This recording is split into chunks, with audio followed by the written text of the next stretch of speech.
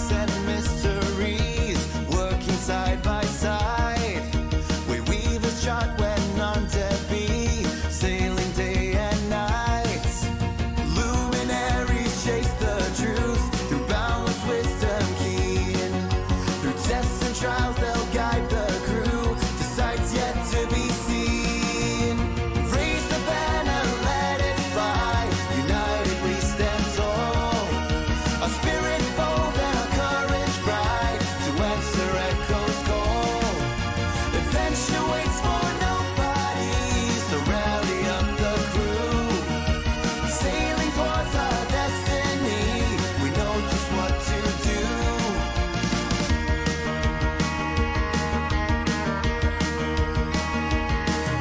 Protecting all through strife and storm, seeing guardians defend.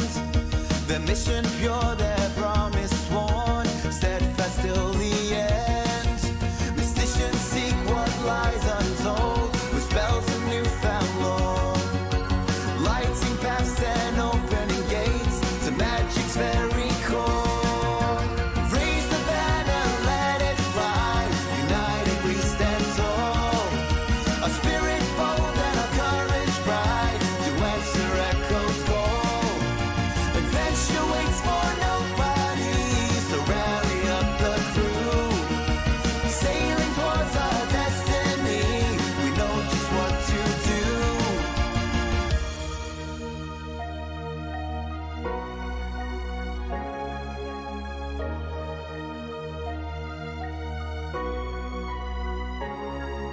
Spirits wake, hearts will grow. Lockstitch's name the world will know. Spirits wake, hearts will grow. Lockstitch's name the world will know. Spirits wake, hearts will grow. Lockstitch's name the world will know. Spirits wake, hearts will grow. Lockstitch's name the world will know.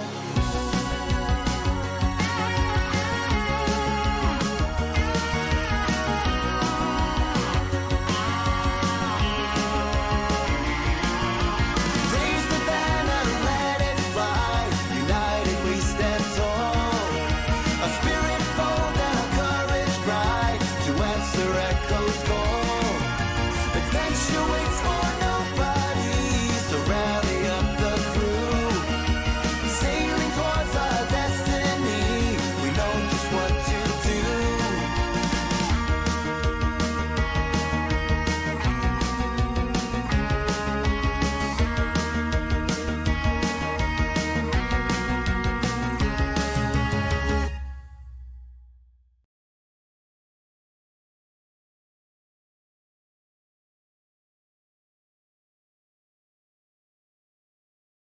Welcome to episode 2 of The Fated, our first full arc into season 5.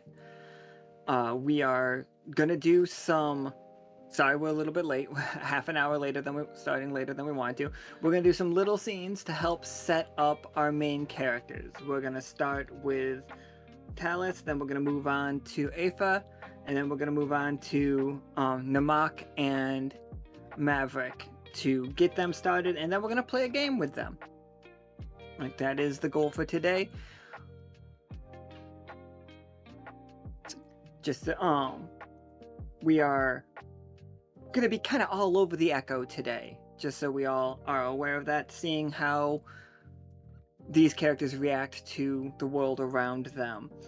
We have started the Fated arc, obviously, and if you saw yesterday, or if you've been in the art share, you saw what the glow ups for this arc are gonna be.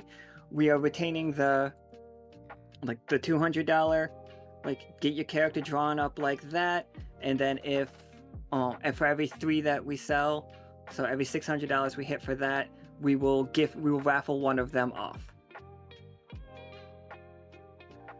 So with that, let's get right on into it. We are going to start today's game with Mai and Talus in the Bone Desert right above Hymnal.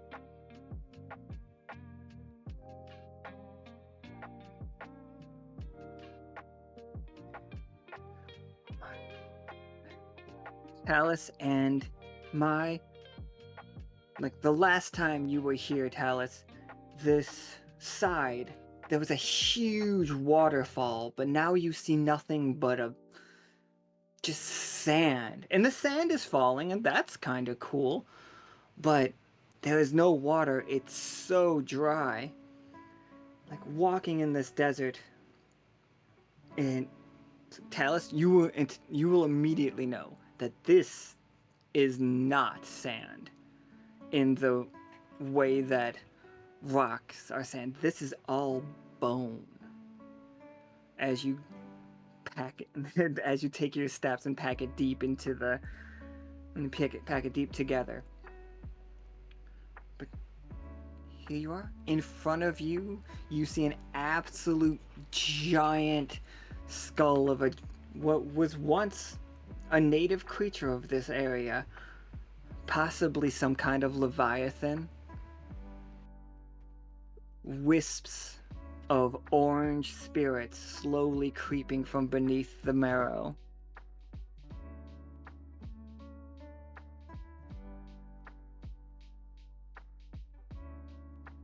I think Talus is just gonna walk up towards the giant skull and just place his hand on it, look over to Mai, and just. I remember these creatures. There were many in the ocean that used to make up this place. This was all water. Yes. A great ocean where at least the sea devil used to roam. And these creatures, they were known to consume magic. It just seems what's left of them is much less. Well, they are definitely still coming to good use, I can guarantee that. The Delvin people use the bones from this place to craft all of their amazing artworks. Consumption of magic would have something to do with their properties. I think he's just gonna pick up one of the loose bones that are around and just kind of look at it, like notice the spirits like rising from it, and just yes, these bones hold much power, even though the creatures that once were are no longer.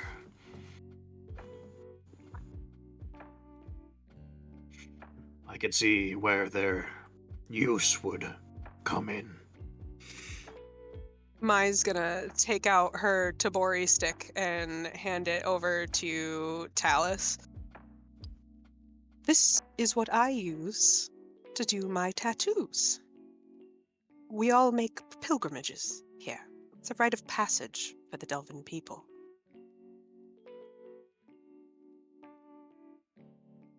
Does Talus know or notice anything specific about Maya's Tabori sticks?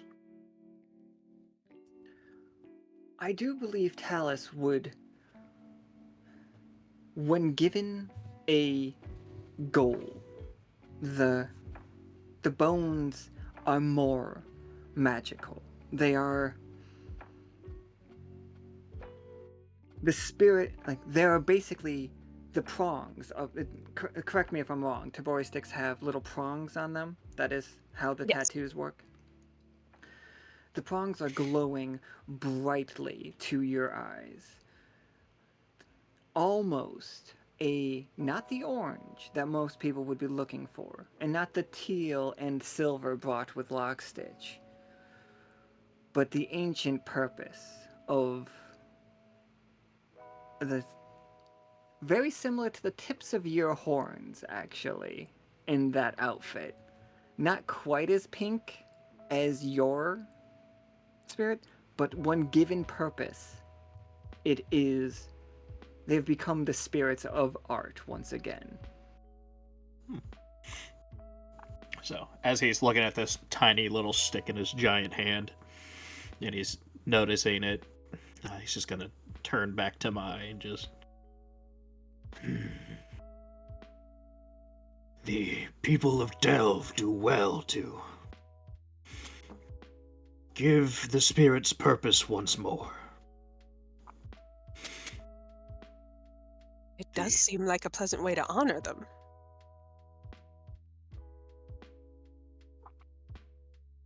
You have returned to them their form. I'm sure they are grateful. Mai's gonna give kind of a sweet smile as she takes it back from Talus and puts it away.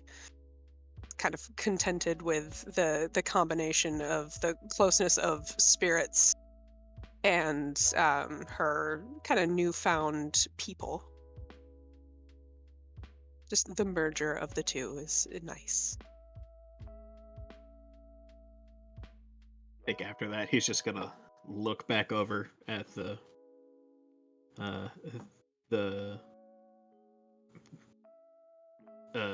sands, for lack of a better word, and just mostly to himself, just.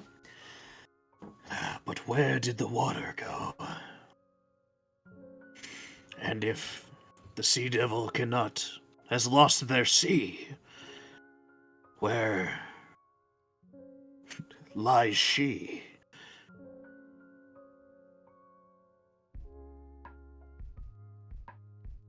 I wonder. Oh, go ahead. Oh, no, One you go ahead. second, Lon. In the bones of this giant creature, you detect a small emptiness in it. And then, after you feel that one, you start to see others. Little holes in reality.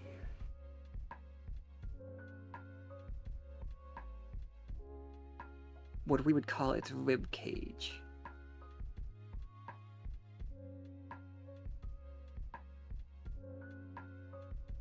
I think Talus would just move closer and kind of like reach out to it. Try to get a better understanding of it in a way. See if it reacts to him specifically.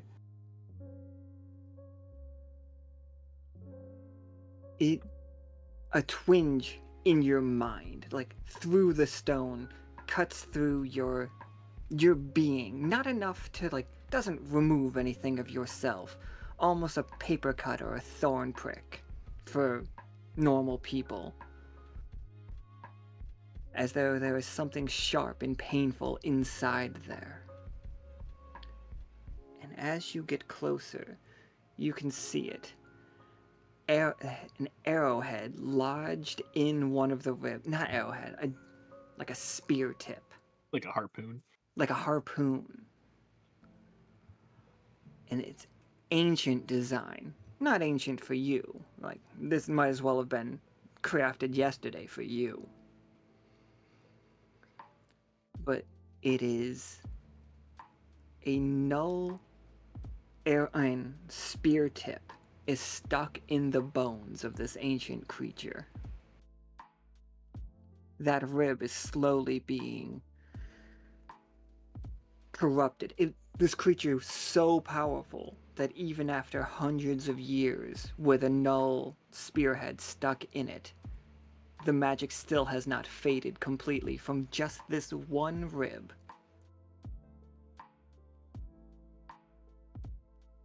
Somebody was hunting this. This guardian of the ancient sea was killed on purpose, and by someone who knew how.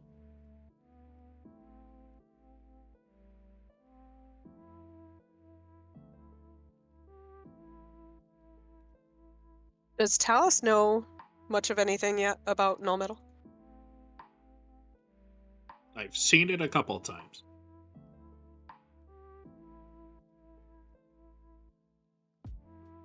I'm sure he's probably got like a primer on how it's like made and whatnot. Oh yeah, like especially after especially after Akana got you out of that box. Like Akana would have explained things to you, I'm sure.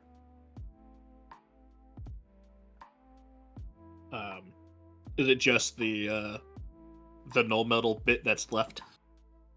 Just the null metal, no handle.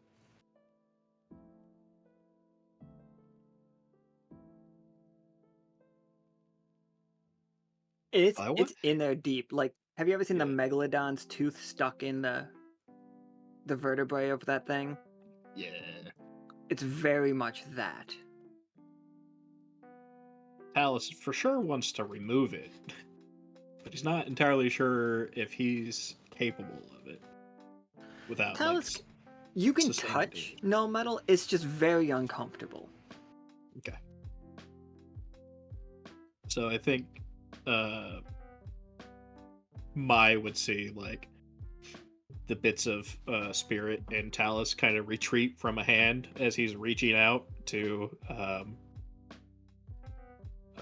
like dig this piece of null metal out, and he'll say something just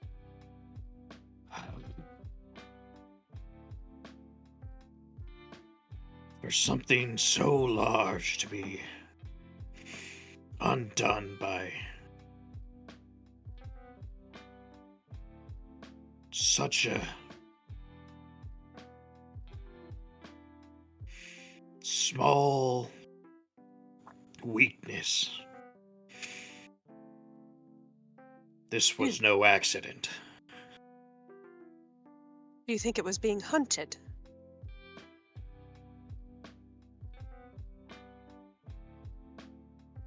Yes, it has been slain by something that understands what made it what it was. Do be careful. That stuff is horribly dangerous.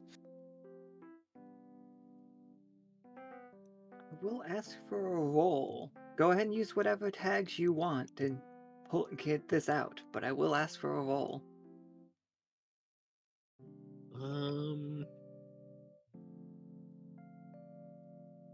I could see construct to like try to do it safely without hurting himself. Or I guess spiritualist if we're trying to. I could see spiritualist if you are trying to keep it enclosed as much as you can by the ancient magics, and honestly, I think that is a great way to get started on some things that both Vatna and Karam have asked me about in the past, and I believe Pim has asked me.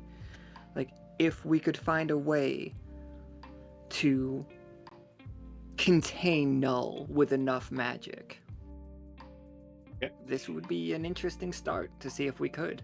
Alright, well, let's see how the roll goes as I roll spirit. Yeah, everybody, like, if you guys want that, I didn't turn 3D die on. I got a 14 and a 16, everybody. I'm an amateur. I've played this game before.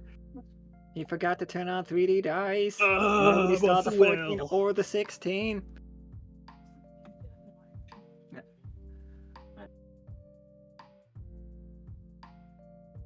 So, is it him just like enveloping it in magic to help it dislodge? Yeah, you used construct too, you said, right? Or did you just use spiritualist? I just use spiritualist. Just use spiritualist? Then yeah, it is. For sure. Is it wrapping yourself in? Do you change what you look like in that moment? Do you glow? Is your saying true form is a bit melodramatic, but like maybe it's not wrong. Like, Well, I'm wondering if it is he glows more and is also amping up that rib that it's stuck into, like kind of he's pulling on it with like his hand as like his whole arm starts glowing brighter to like envelop the knoll in magic, but also using some of the latent magic from this creature to help him to like split up whatever damage could potentially occur as like a failsafe. Yeah, I think you get your hand on it and you rip that thing out of there, and you can't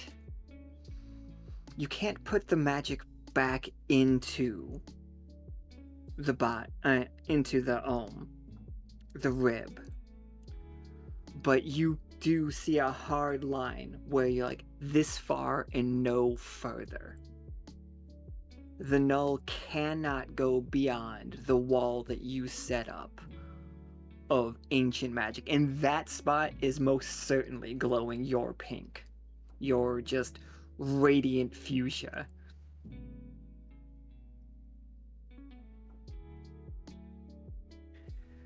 That color sparks something in you.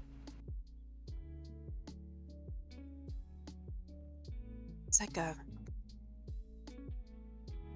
familiarity. Memory? What is this? What am I feeling?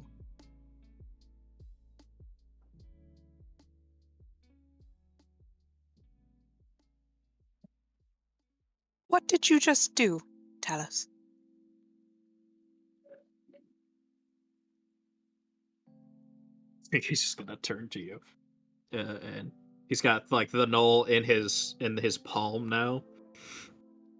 Oh, And it's most certainly like a sick ass like black flame. Like that flame is only contained by an aura of fuchsia as well. Not everybody can see that fire, but anybody who can see spirits can. and he's gonna look at you and just. I did only what needed to be done.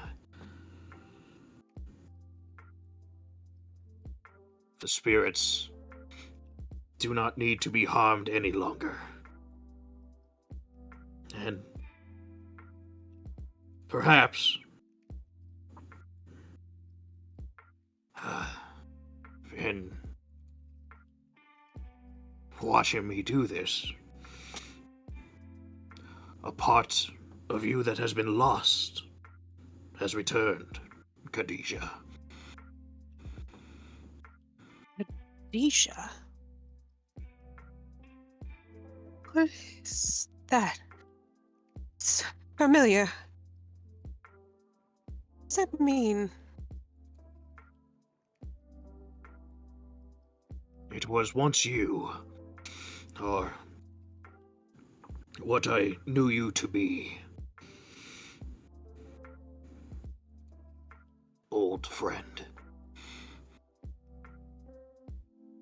I knew I know you.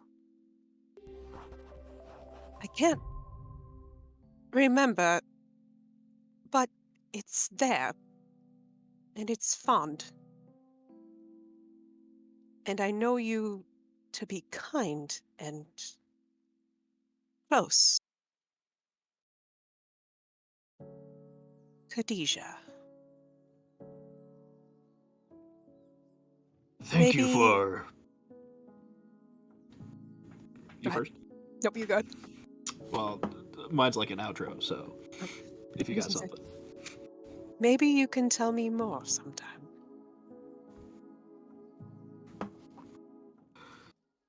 A tale I shall tell. Thank you for bringing me here. This has been most enlightening. I must ask the others about what else has changed. I believe it's probably much. You were asleep for a long time. All in good time. But I'm glad you got to see this, and I'm sorry that it is no longer a big, beautiful sea. I wish I could remember.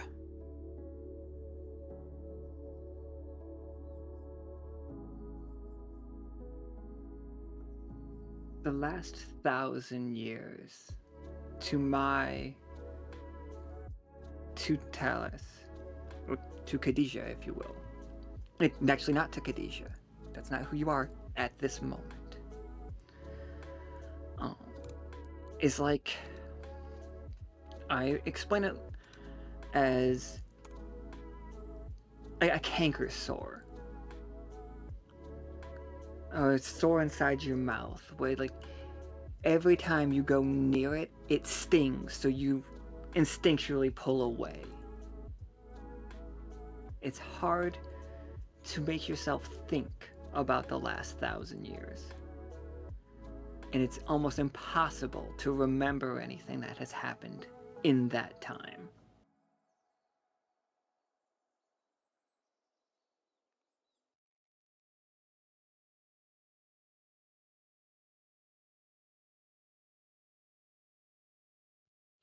But with that, you two you may stay here. You can also gather a piece of the obviously, Talus, by all means bring that whole rib. It would count as null metal. Okay. Because that is what happens. Like a solid object that gets nulled is null metal. But it still has like traces of magic in it, right? It wasn't completely drained yet. You're right. It's not So it's like almost null. Almost null. It is lesser, like you said earlier, is lesser than it was. But you could still make something great. Anything I can use for tattoos, since, I traveled all the way back here on a, second trip. Well, I think Talus is gonna like take that rib and just present it to Mai and say, I entrust this wounded spirit to the people of Delve. You have honored their names, their essence, for a long time now. I request that you continue to do so, even with this wounded piece. I will ensure that it becomes something beautiful, just as it deserves.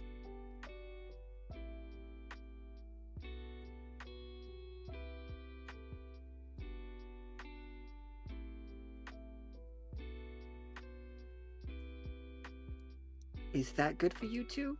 Are we good on that one? Absolutely. All right. I thank you two very much for that. So yeah, everyone, in case we didn't catch the whole thing, the bone meal used to be an ocean. We already know that. We already knew that. It used to be a huge ocean, and it had some ridiculous creatures living in it. And that is what the bones in the bone desert are above Hymnal. Their bones are turned into the glass of Hymnal. The Delvin use those bones to make their art. Resonance. It's all about little spirits. Next up, I'm going to... And thank you two so much for that scene. Absolutely loved it. Next up, we've got Aoife and Nichol as they take in the sickened sea during cleanup. We are cleaning up the sickened sea, everybody.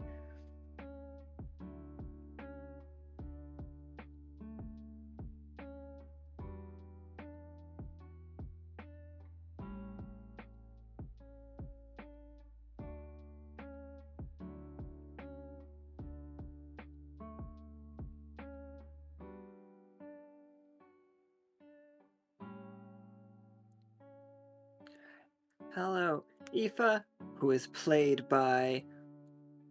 Still going with calling you Flynn? Yeah, you can do that. All right, just making sure. I don't think I've asked since we gave you a second character. Yeah, it's fine. You have a second character. We didn't give you, and then we have Nichol, who is played by Professor Winter.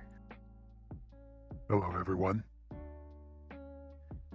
Welcome to the Sickened Sea. This is directly below the Whale Falls. We have. I know Nika is working on crew for on the to-do list is crew outfits that match Nichol, Karam, Krieg, and Patagon's new vibe. It's just there's a lot going on. It's a lot of work. And I just like to keep showing this one because it's like really cool. Like, not that all of Nichol's aren't, but it's cool. I mean, fair, and also, multiple levels. It's so Cool. good. Nika says thank you. All right. Aoife, you've returned to the Sickened Sea. It has been a minute. We know that you were in Teoloa for the return of your skin. Fleece? Pelt? There's the word I was looking for. Yeah, whatever you want to call it. Pelt sounds less gross than saying Than you found your skin. skin. Like I was a Your skin. skeleton. Put your insides in. But this, I think, is the first time you are able to see it from this angle. Nichol, all day you have been spending lots of mantis shrimp people coming up, pointing out where the trouble locations are, and like this between the squirrels, the mantis shrimp, and Lockstitch, the Sickened Sea is looking really nice, comparatively. But now we are up close to one of those oil rig-like things, and it is still leaking bubbled, tainted magic. It's not the corruption anymore, as we have eliminated that. It's no longer spreading, but it is still a pollutant. It is liquid null. Like magic, liquid magic that has had it all stripped away and is just leaking back into the place. And the mantis shrimp are terrified to get close to it because it burns them.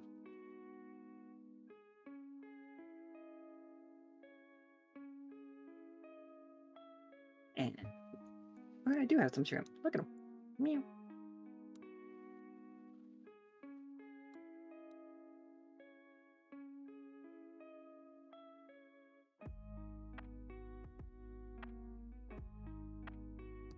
Aoife, this is close to your ancestral home.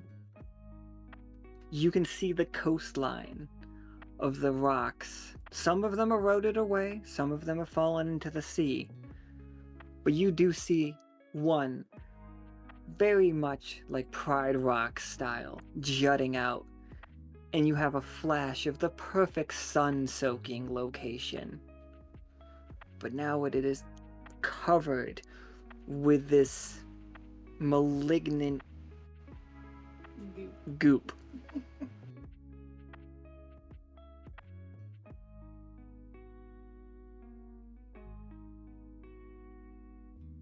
And you all will be able to succeed at cleaning this up. Just tell me what it looks like to do it, and how you would go about doing it.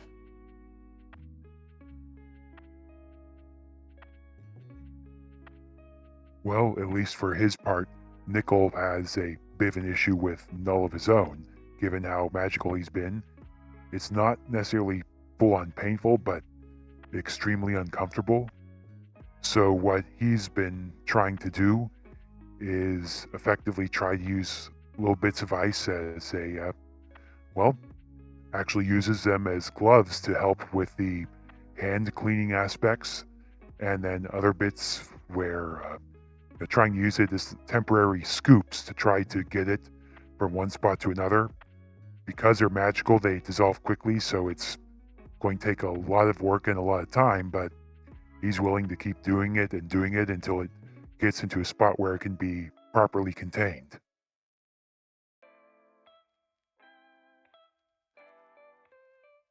Yeah, absolutely.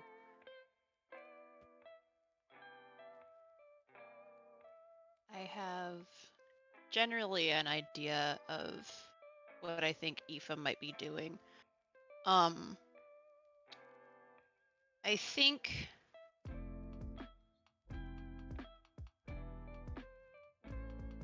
what she's going to try. I think what she's going to try is she's going to try and rain the water. And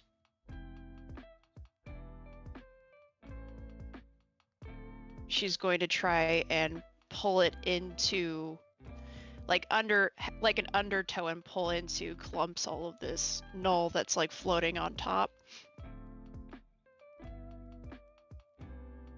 Oh, absolutely. So is it a whirlwind or little, not whirlwind, like an eddy, like a whirlpool? That's the word I was looking for. Yeah. She just tries to come in from below, and it probably does look a bit like water bending, where it's like she's kind of doing this like broad motion, is trying to get it to work, because it's been a minute.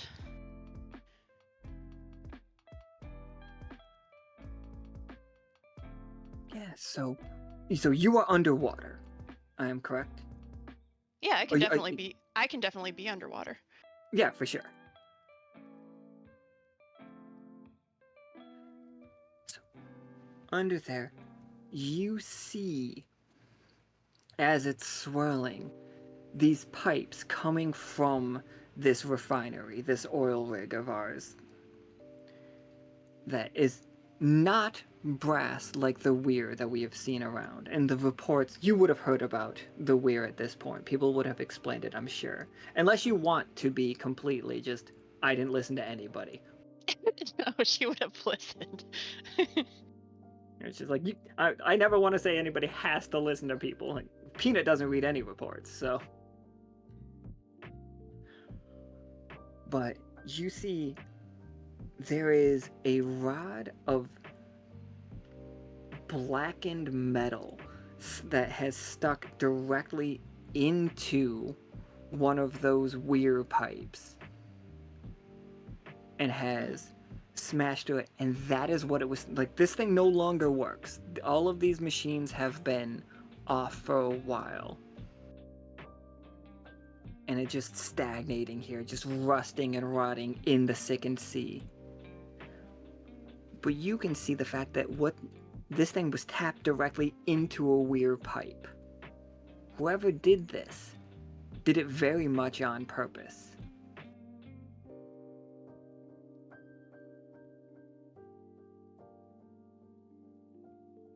Okay.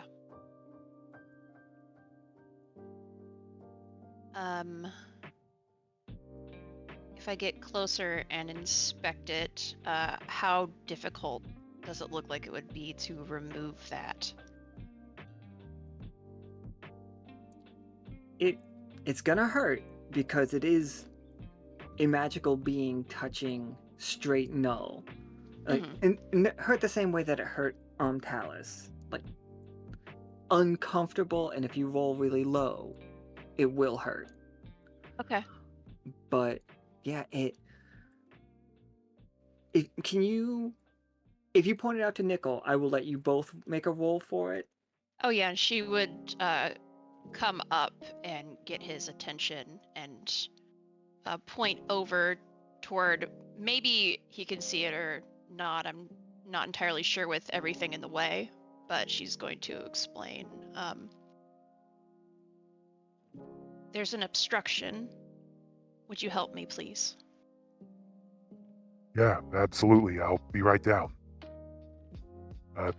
May, as you may notice, that Nichol may take a moment to psych himself up before diving into the water, but he will dive in. What she might do when she sees him about to dive is she might try and separate like a spot for him to dive down into.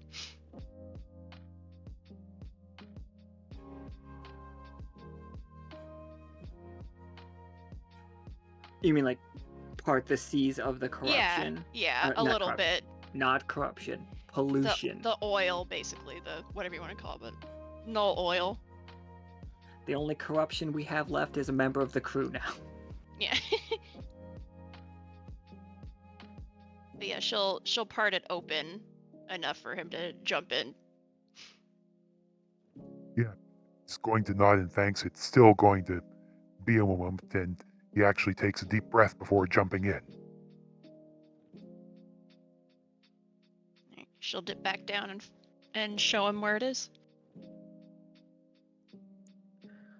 Alright, so here's what you both will see. That this, like a proboscis of a mosquito style, just slammed in here and riveted up, but not... Nichol, you have spent enough time in the building of the airship, the building of the sub, and you're a pilot, and Aoife, you're a sailor, and you understand what it takes to make things, to seal things up. This pipe has none of that. It does not meet any of the OSHA requirements. This pipe would have pulled up magic from the weir, but it looks like... Oh, actually, can you both give me a roll for this? Aoife, Yeah. you can roll sailor if you Okay. want to, and Nichol, you could roll pilot if you want to, or if you could think of something else that would help, that would be fine. Also, enable 3D dice if you can. Oh no! Oh, there we go. Oh, I don't know what anything is. I might have a slightly better idea. Yeah. This is new technology.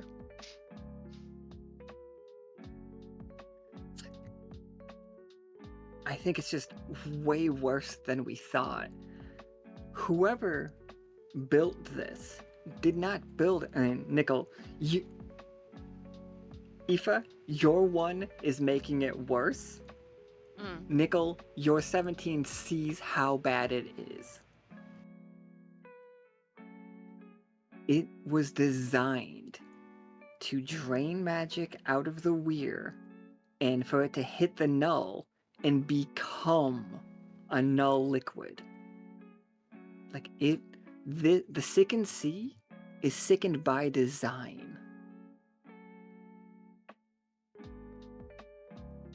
Like somebody was trying to corrupt it. And date-wise, the oil rigs, all of these rigs came about after the spell that caused the corruption in Tier Loa.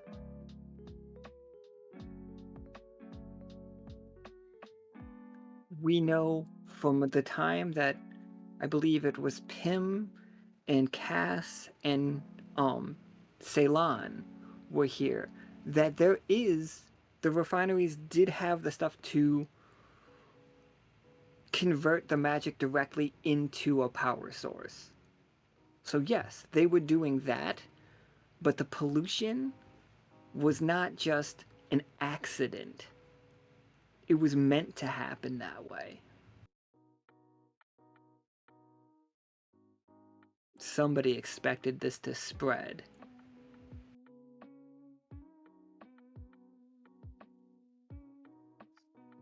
This whole thing, this was by design.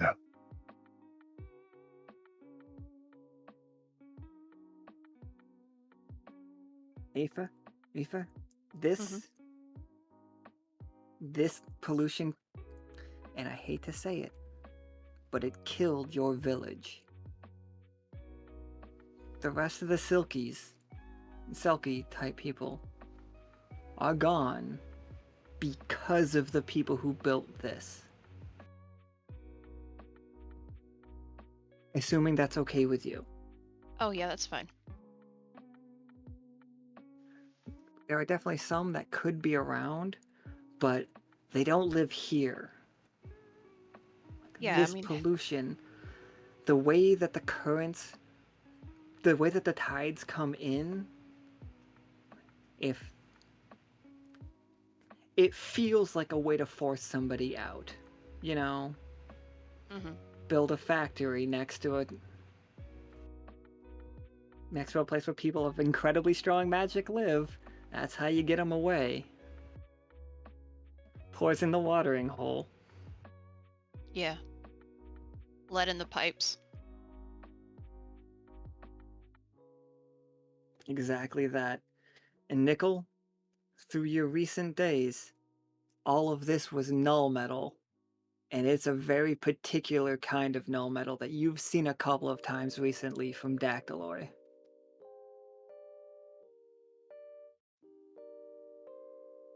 Of course it was them. Of course it was them.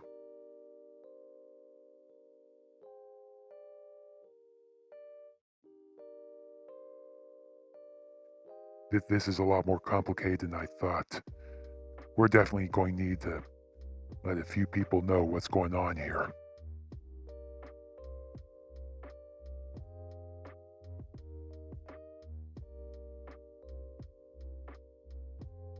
Just to clarify, with the rebreathers, we can talk underwater. Oh yeah, you guys can have Okay. you guys can talk to each other. Okay, because I was like, I don't know about Nichol, because I know Nichol has like, he's got special stuff going on. So. Nichol has gills, although he is not used to breathing underwater. But as things are awakening, our aquatic characters are going to be able to start like doing that stuff. And our characters with wings are going to be more able to fly and whatnot. Don't take it too far just yet. Me talking to everybody else.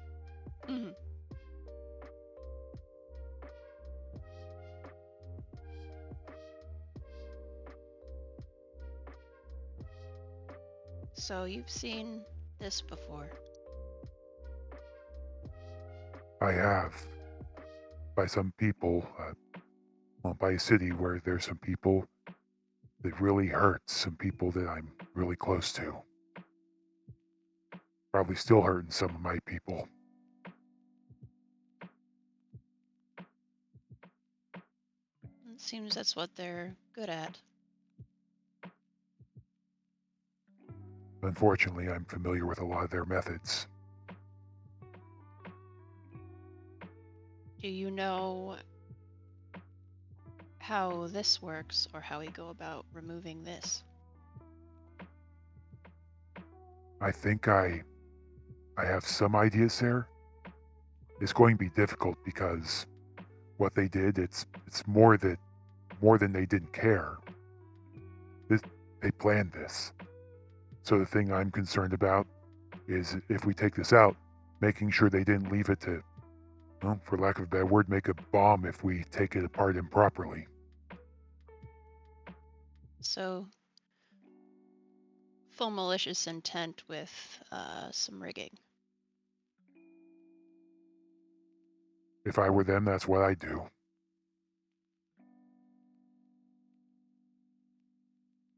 What do you suggest if there is something, a surprise on the other side? First, we make sure as many people as we can get away from this. Try to protect myself as best I can, and see if we can at least stop it. Well, we'll do that. Let's go tell your friends, and then we'll get to it.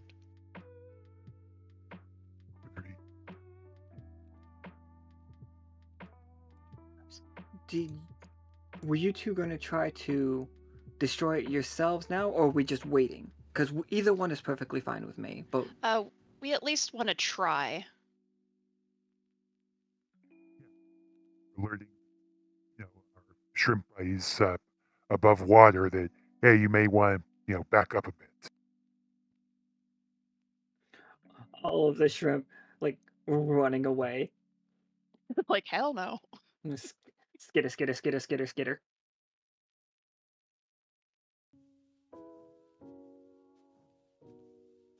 It's like, do you need our help with anything? We're pretty strong. Well, I get you. We might, but we're dealing with some heavy-duty nulls, so. Chitter, chitter, chitter, chitter. I have no idea if mantis shrimp chitter. well, the talking ones do. You know what? I'll take it.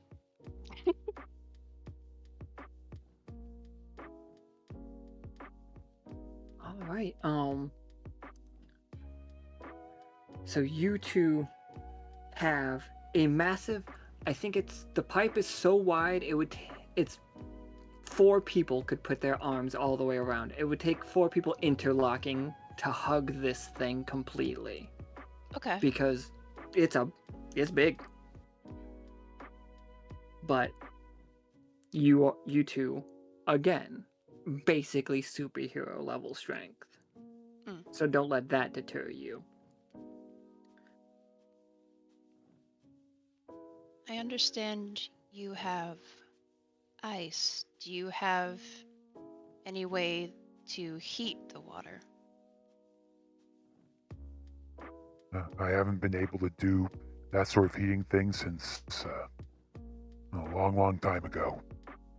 I was hoping we could expand the metal, but we will do with what we have. If nothing else, I can try to encase it, make it so it'll pop out of the water with a little incentive.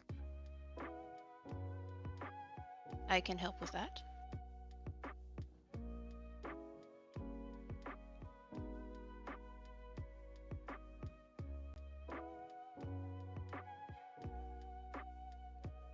Alright. I'm absolutely loving this. Give me 1 second here. Let me just read everything.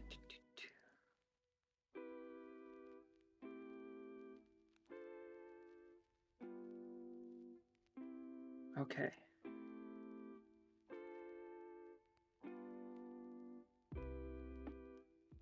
So, this isn't even necessarily has to be a roll because Nichol implied that there might be traps here, so. Nichol, can you roll me rogue? Don't worry about, spend all your tag points here because they're not going to carry over to the next one anyway. Okay. When we play our actual game, you don't have to worry about, you're not losing anything, and you, Nichol, you don't have to worry about anything either. But, Nichol, could you give me a rogue roll? And, Aoife, could you give me an ecologist roll? Yeah. I am trying to open my notes to look at all my tags because I can't remember anything ever. I can send them to you. I have them right here. Okay. Would I be able to use Guardian? Yeah, absolutely. I would say Guardian would apply here. Okay. At least for my part, it's also definitely Elementalist because of the ice, but also kind of cancels itself out because, as was mentioned a couple times, given what he said, this is also Nichol being self-sacrificing. Yeah, you could, if you want to just roll self-sacrificing instead, and just, if you roll self-sacrificing, if you guys both end up with ones, it goes terrible, all of the damage is going to be on you. Yeah, that'll be fine.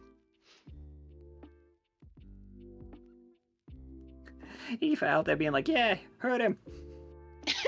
Well, I thought you meant both of us. I very specifically meant just Nichol. Oh. But I think Guardian would still split the difference. Just it would not hurt the area around you Okay. for the Guardian and the self-sacrificing. If that's the direction we wanted to go. Yeah, I think I want to try and use. I will try to use Guardian and Ecologist if that's fine. Absolutely fine. Okay. I'm gonna roll. 13, 6, and 5.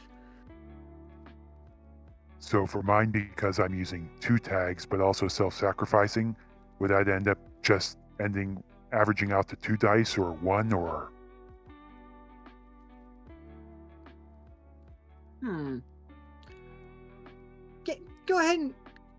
Go ahead and roll 2d20. Yeah, just roll 2d20 for me. Oof. Like limited successes for both of you. Mm-hmm. Okay. Nichol, it was trapped. But it was trapped by something that you were not looking for that. You were looking for bombs. You were looking for a type of trap that you would set. A type of trap that somebody from Dactylor might set. A very rudimentary trap. But what happens is as you are pulling it out, you are starting to reveal, as it's coming out from the ice, like rising to the top, like an iceberg. As Aoife, you are still doing like the whirlwind, the I'm doing like a pull now. like a pull, Mm-hmm. like as the water should be like pushing upward, like pushing that ice block up. You both through the ice can barely make it out, but there are words written into the pipe that like one type of metal stops and then you suddenly see another type of metal, and carved into that is the lettering. Nichol, have you been to the Folded City? Or have we had you have any interaction with the Folded City people? Not that I can remember off the top of my head. Maybe it was something where, the Nichol here, if there was some sort of, sort of like what happened with Crom, maybe there may be a hint of that, but that's the only thing I can think of. There is a level of bureaumancy here that is... And Aoife, you see this and it sparks rage. Like, this is the next level of what happened with your pelt. Like, your pelt, somebody owning that became a contract that they owned you. Mm-hmm. This is very similar. You two both know it is about to explode and then implode in a huge way. You may both. Here is like the limited success. I'm going to turn it into a tough choice because of the flaw. You can both stay and get a hint, which is just me basically flat out telling you who is responsible for this. But you will take 49 points of damage each. And it is going to hurt. I think automatically my knee-jerk reaction is Aoife would stay.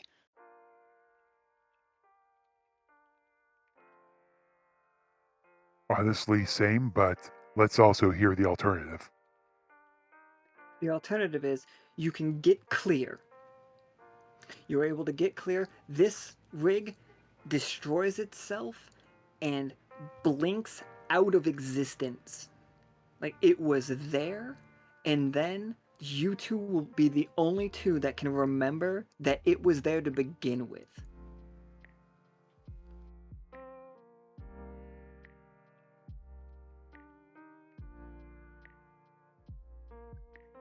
it is being it is being erased from reality by revealing that spell.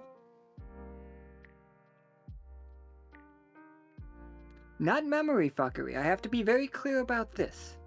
This is not you losing your memory of it. It is that it was never here to start with.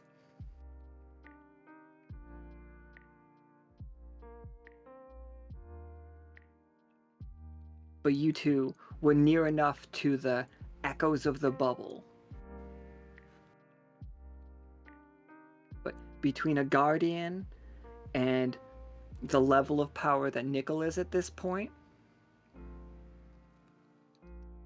we are going, like, you two, with your combined 98 points of health, keep the reality that it was here. It's going to be a big whirlpool for a little while as it is, like, destroys itself, but then the mantis shrimp can go down and fix up the weir pipe because the null will be, like, spread out. But you two will be in the mantis shrimp hospital for a day or two. Yeah, I think Aoife would stay because this place was supposed to be her responsibility. Yeah, and Nichol, I mean, honestly, this is just what Nichol does at this point. So yeah, self-sacrifice, high five. Specifically for this place. High five. Pipe starts to rise, the letters start to reveal themselves as a contract that once known, it will be removed. Like, if upon the reading of this, like, it will remove itself from existence. Aoife and Nichol holding hands, staring at it, and then very just wow, like the sound effect encompasses the whole area. You two are inside a ball of nothing. No star.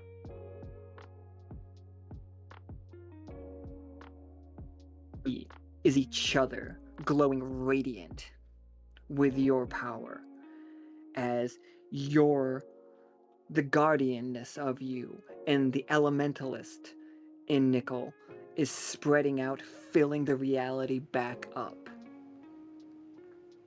replacing everything to where it was, and then you see the rig just explode and then implode in on itself, but leaves its scattering of stuff around.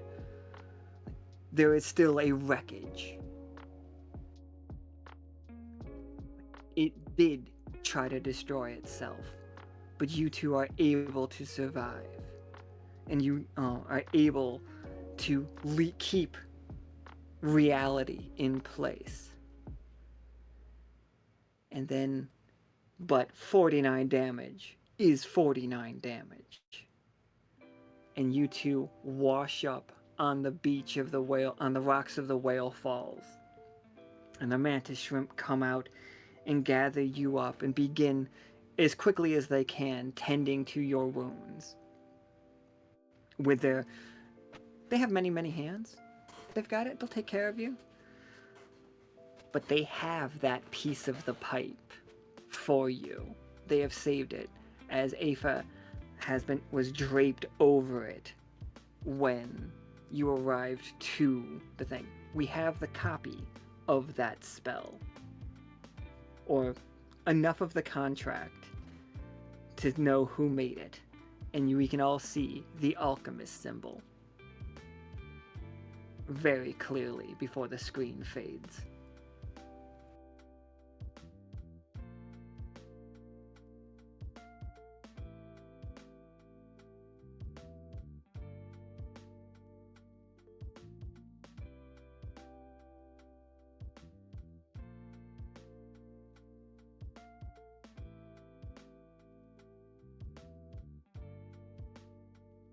The mantis shrimps will take care of you two. You two will both be fine, but we're going to say that this was over those 6 months situation. So you all know at this point that the alchemists are responsible for this. This will be an interesting meeting. That it will.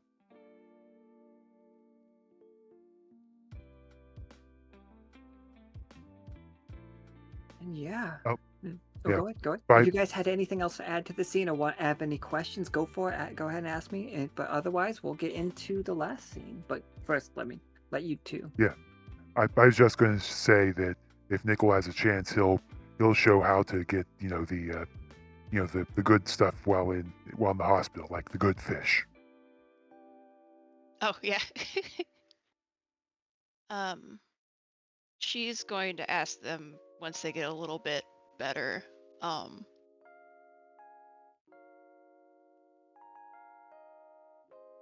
So I noticed a while back there was another one that looked like you. Her name is Madaj.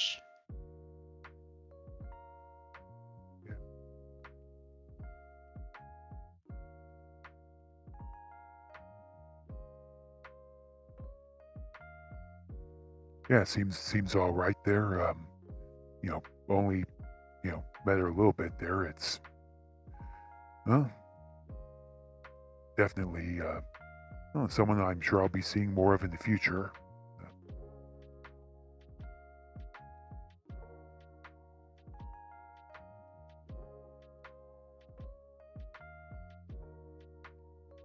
When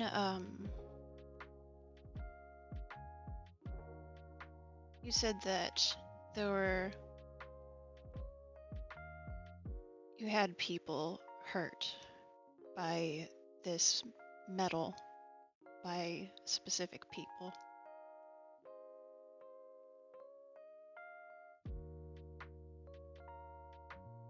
What happened with that? Well, it's how their system works. Is even if you're some of the best, you're used. You're brought in. You're used as a thug or something else, and used up till you're no longer useful and spit back out again.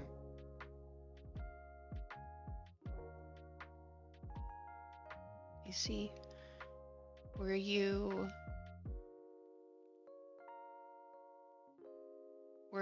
alone?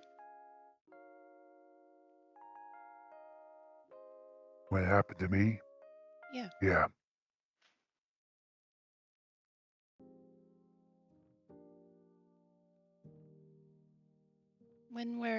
What happened when you were spat out, as you say? Well, that it was after that. Wandered around for a while. Found the captain. Found Lockstitch and started work there and started trying to find a way. Try to get a few other people out. It's how I met with Karam. Good man. You'll get to know him too. I see. Did you know many of your own people?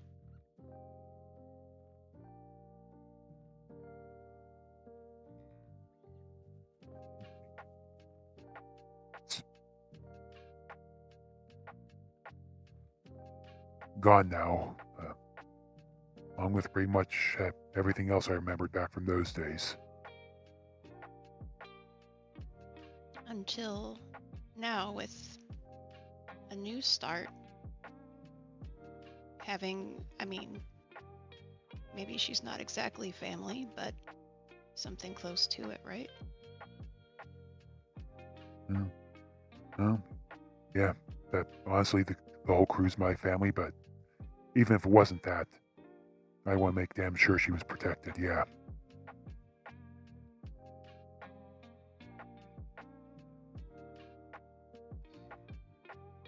I think I want to find a way to make these alchemists understand.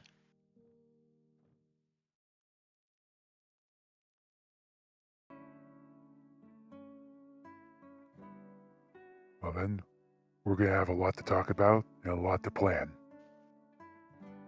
Indeed.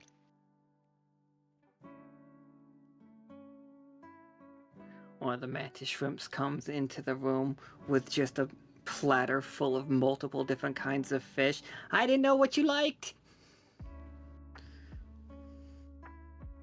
Honestly, right now, the answer is probably yes. Aoife's nose is flaring. She's just like ready to go.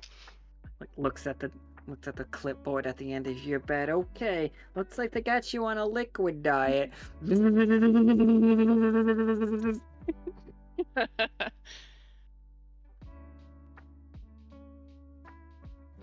Oh, a liquid diet. Wonderful. Like the chulu things, is that what they're called? Is it churros? The little like foil packet treats for cats. Oh I don't- yeah, it's like the churro thing. I don't know if it's called churros, but it's like sounds like that.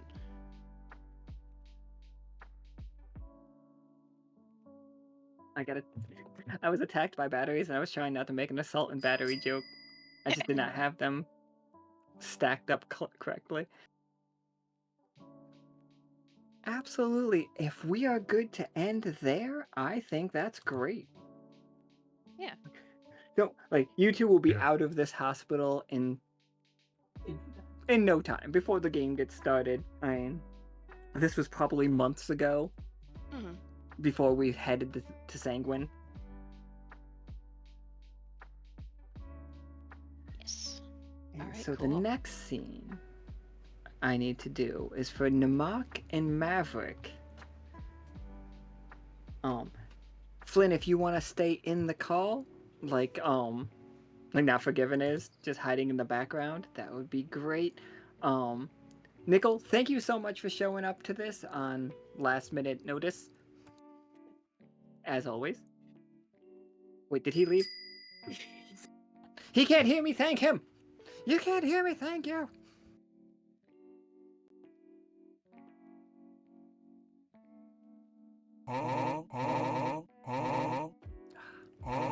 Really neat. That was a lot of lore building in that one right there. Okay, one person's got a wonderful cave, and it's Patagon. Who else has it? Oh shit.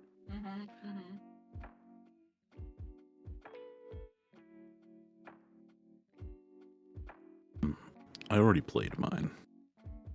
You played a wonderful cave too? Mm-hmm. So we have.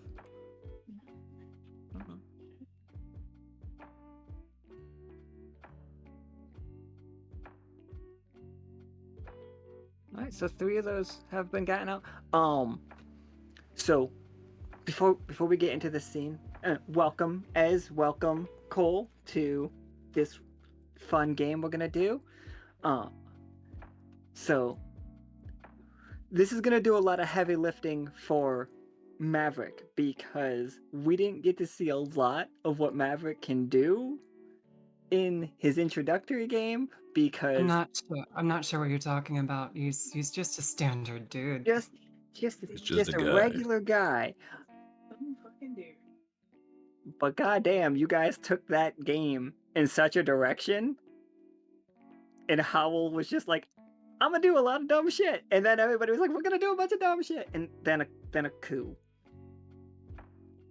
But anyway, so real quick, we have a couple games out there. The Diggy Diggy Moon game will be happening after the Wonderful Cave game, only because it is going to happen in the next arc, as we think it is correct for that. So Diggy Diggy Moon, like card, we're going back to the moon, just next arc. Just so you guys have so we can be I'm trying to be more transparent about things. And I'm like, I've thought about it in my head. Like, they get it. You guys don't know what I'm thinking. But anyway, so I'm gonna go back to the map real quick.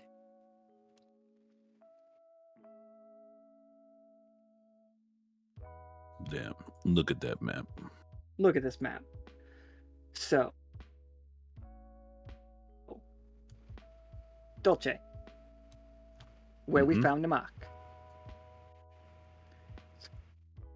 That is where he was. His stuff was supposed to be brought to the Silver Thimble, but he only had the one follower, Douglas Borkson, if we all remember, Mhm. the guard dog. Most loyal of subjects. Incredibly loyal subject. Incredibly loyal.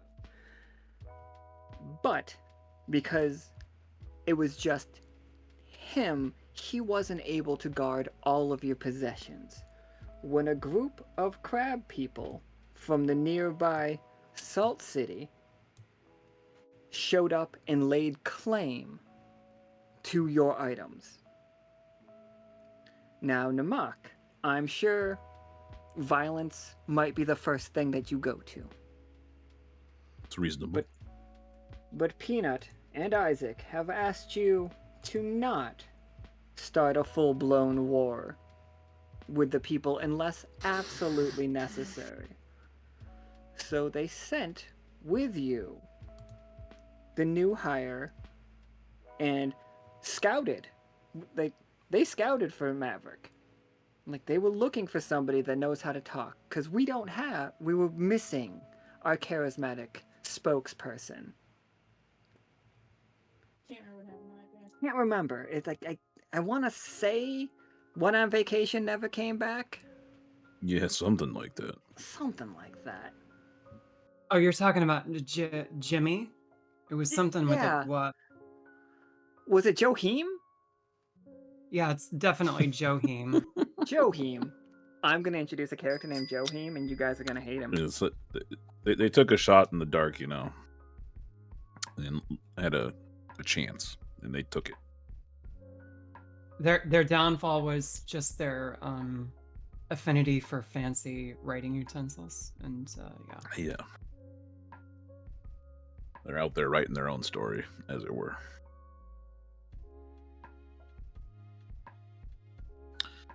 Crabjack. Goddamn crabs.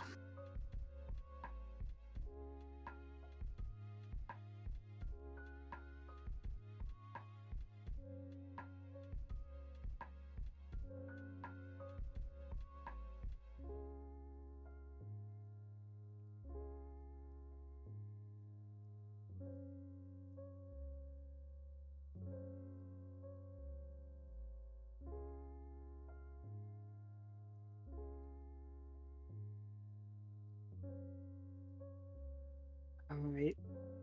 Namak, these people have stolen.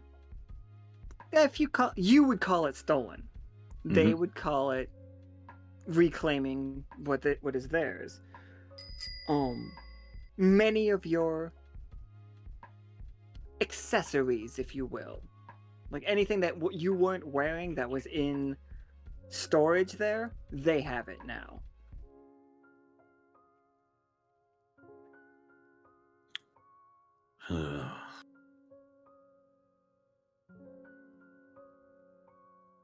As you arrive to their small town, you see a couple of things. Firstly, they are crab people that build their homes out of molted crab shells. There are giant crabs in the background walking around, and they go into the alkali sea. For the most part, they are not violent. Though these crabs, they're humanoid yeti crabs. Big, bristly, furry claws. Absolutely huge claws. Their claws are the same size as like their torso. Got a lot of crustaceans going on in today's games, everybody. It's absolutely fine. It's a seafood time of the day. So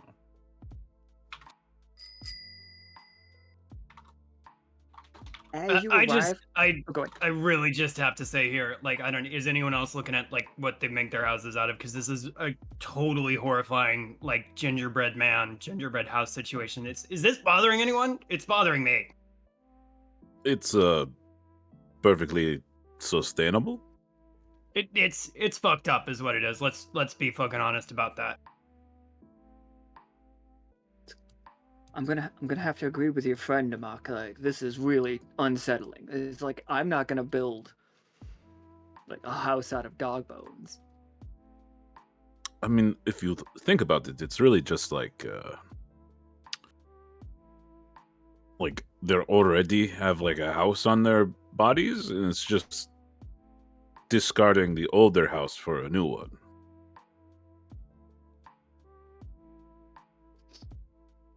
It smells pretty.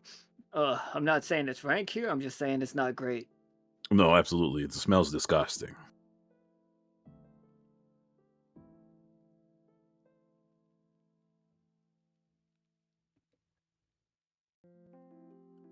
Douglas looks back and forth. And he's like, "So, what's the plan here? Do we just?" And he like cracks his knuckles. As much as I wish to just forcefully take my things back, Lockstitch has decided that Maverick here will be my ball and chain, and we will try diplomacy. Yeah, because they thought you were dead, right? And then it's like some sort of heritage thing, like they're gonna British Museum this shit. So They like, I don't know, believe they're entitled to my castle because it exists in their land. You see the fact that they do look like they're getting ready to move. The whole town is packed up. Like they are throwing things on the back of wagons. They have giant crabs that would be pulling the wagons. Not wagons, like sleds. Like snow sleds, except for salt. Snow crab sleds. Are the sleds made out of like shells and stuff too? Oh, absolutely. I think you're going to see a lot of things around this town are just all repurposed shells. Okay, I'm starting to understand how fucked up this is now. It's like using your own skin for everything.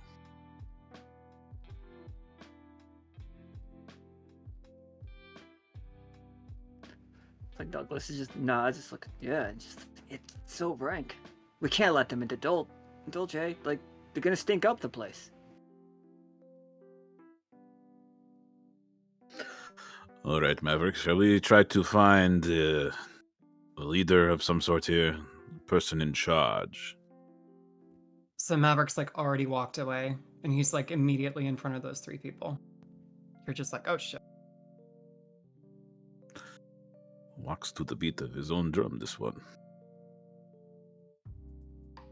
Hey, so I think you have my friend's shit here. Can you give it back? A big crab stands fully up, 2 guards flanking them. Both the guards smaller than him. And it's like, we own all you can survey. This is ours. Snap, snap, snap, snap, snap. No, yeah, no, I get that you have it right now. I'm wondering if you could just like give it back. That would be so choice if you could do that. Oh, like pretty please. Oh, like come on. like sir, he said pretty please. It's like, how does he know our customs? How do you know our customs? How do you know this sacred pretty please? I'm just I'm pretty well traveled. Yeah. I was been around about Said pretty 3 times. So she's like, it's like, I know our customs.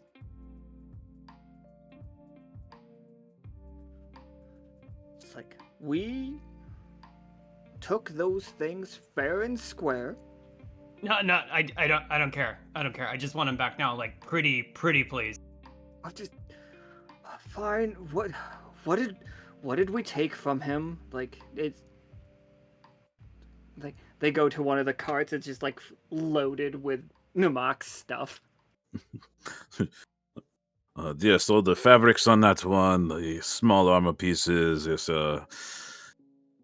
those chests as well were in there. Really, this is the only chance that I think Maverick is going to give you, as am I. It would be a great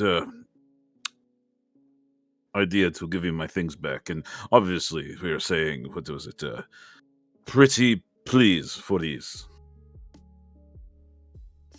There's two of them now. It's like, okay. Oh, obviously, we'll return you. Now, we are looking for a new place to live. The city is now open. Can we move into the Dulce city? We would like to get away from the coastline.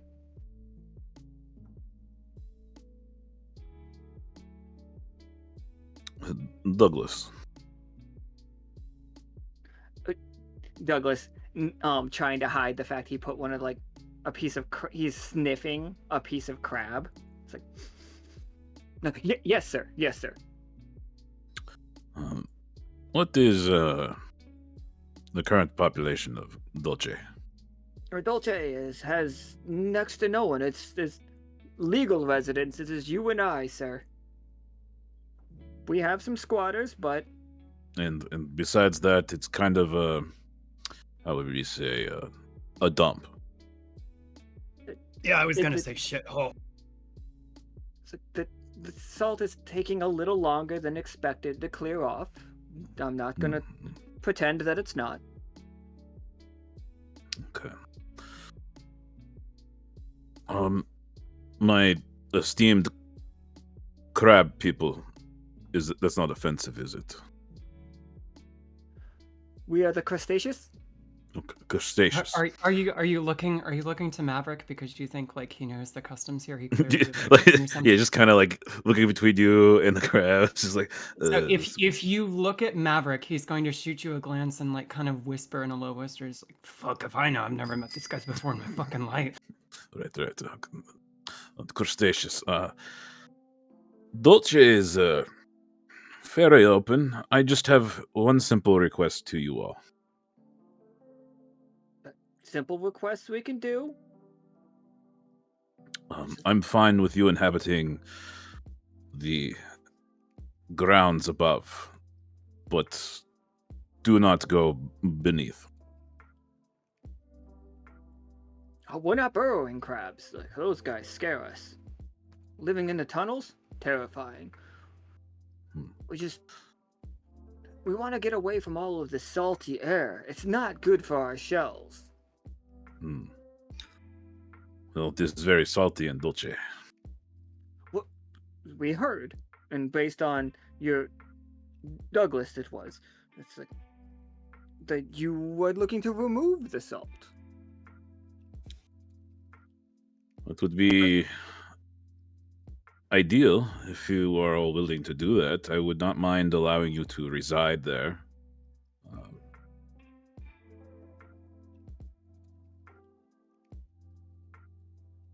Now, and it's like I absolutely hate to have to ask. Just making sure that you have correct ownership over Dolce. We're not going to be kicked out by, say, a floating city raining cannonballs down on us again. And what if? I look at Maverick when they mention that, like, is that the thing that happens now? Oh yeah, there's this like crazy fucking bitch. She's got like a floating ship thing. She's like stupid hot, but oh my god, is she dangerous. And would she care about Dolce at all? Probably not. Just sand and salt? Yeah, I don't know. I think sand and salt, if I remember, was more of a collateral damage situation. Mm-hmm. No, I am the rightful owner of the entire lands here. The castle is mine, but you should not have anyone bothering you should you choose to settle there. And I hate to press this point, but say, perhaps, that this stupid hot, pirate queen Wanted, Dolce, could we count on your support to defend us? It'd be a simple matter to deal with her. Like, all of their claws start snapping together, and you know when Zoidberg from Futurama gets excited and his like tentacles start moving? Like that's Mhm. happening with their mandibles.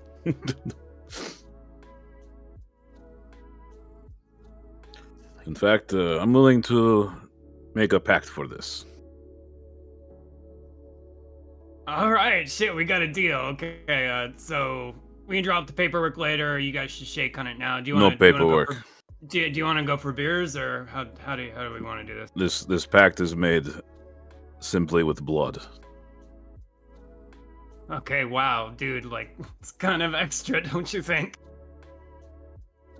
I mean, you do you, man. The leader of the Crustaceous like steps forward and puts their claw out. I didn't know if this guy was gonna die today, so I did not name him. Oh, we're not gonna kill him unless you want me to. I don't want you to. I just. Okay.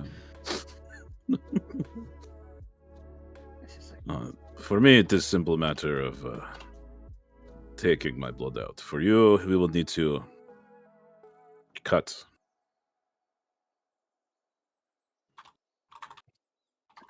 if you can get through,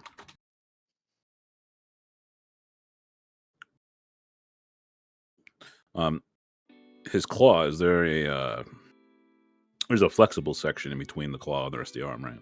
oh, absolutely. So I just take my rope dart and I'm just gonna like stab it in there. Crabs bleed like a different color, right?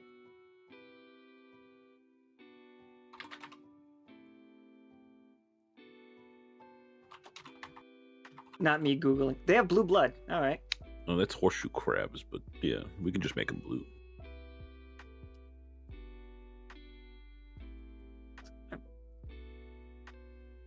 Is it just horseshoe crabs? Mm-hmm. Yeah, maybe it is. But that's so cool. I like blue blood.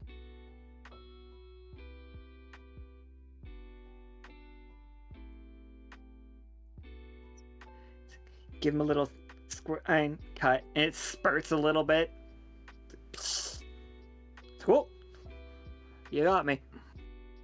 And then I just kind of siphon my blood out into like a little floating orb almost. Using salt and all that. Oh yeah, for sure. Are you combining it with his? Yes, we're gonna mix the blood together, and I say some words, and then the pact will be sealed.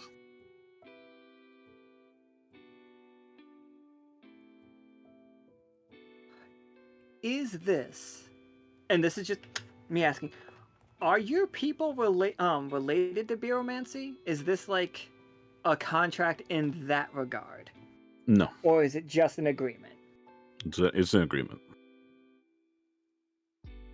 Bureaumancy is, as we say, utter bullshit. Yeah, like I said, we could have just done this over beers and a handshake. I don't know why we're doing this like weird pageantry around it. What are we, 14, playing Blood Brothers?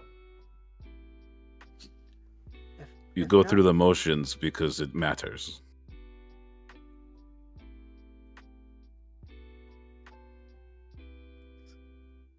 Douglas is like, yeah.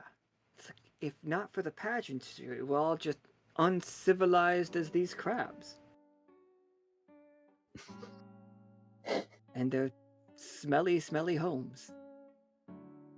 I will take that beer, though. No, but yeah, I I'm mixed not a the blood. diplomat or anything, but I'm pretty sure that's. Well, actually, no. Wait, shit. You're right. No, I am a diplomat. That's right. Yeah, you probably shouldn't say that right in front of him. Oh, I'm totally a diplomat, by the way. Forget I said that. Yeah, that's the whole reason you were sent with me. Yeah, no, I'm really, really good at diplomacy. it's like, Douglas, you know all the right words. Clearly. He They, shoots like some finger guns. Pew. It becomes your blood combines with their blood and becomes a salt crystal that is the agreement, like the contract. But again, it's not pyromancy. This is just they see it and they are just absolutely Sire Namak. All right. I give you leave to settle as you wish in Dolce. And with the agreement, I will come to your aid should the need arise, as I do for any loyal subjects. Absolutely. And here, a little crab. Sorry, one second. Here we go. Like a little crab comes out. He's just like, "This is my son, Malachi. You are to serve as this man's butler. Malachi is a good lad. He is only through his second molting. Be kind to him. He will grow much larger. Does not talk much, faithful servant, though. Makes a mean cup of coffee." I look to Maverick. What is coffee?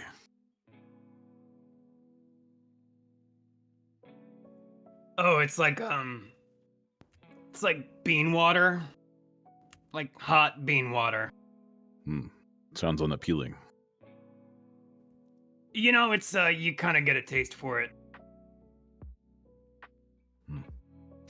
I accept your child into my service. Douglas, make sure he understands how to be loyal. Douglas salutes and hands Malachi a little bow tie. Wear this. It's part of the uniform. Is Douglas wearing a bow tie? Oh, Douglas is definitely wearing a bow tie. Like he's wearing an executioner's hood, but also a bow tie. All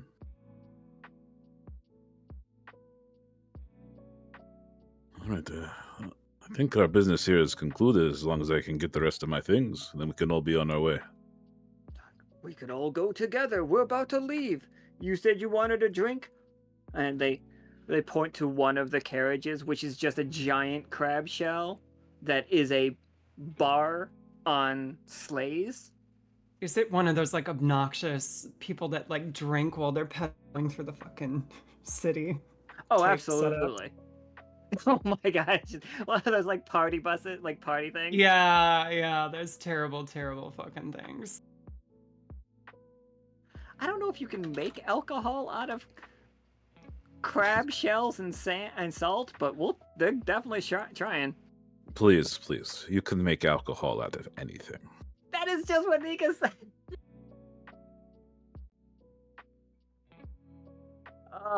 It's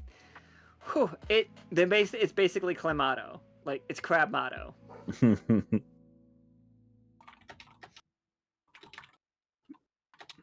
I hate all of the food we invent in this game.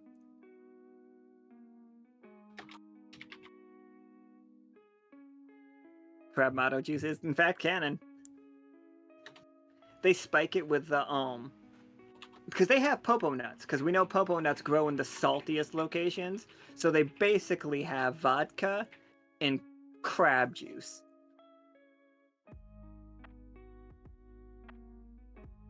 So you guys can get a really good, I was gonna say Bloody Mary, but because they're Yeti crabs, I bet they call it a Bloody Harry. Or Harry Mary. And yeah, that scene went basically exactly how I expected it. And Namak, I need to be very clear. That just worked. I'm a little disappointed I didn't get to murder anybody, but I'll take a win when I get one. See, the thing is, you don't have to murder anybody if you're just charming like me. Charming. Right. What, you don't find me charming? Come on. I will say yeah, you do. Everybody the hat is a does. choice. A great choice.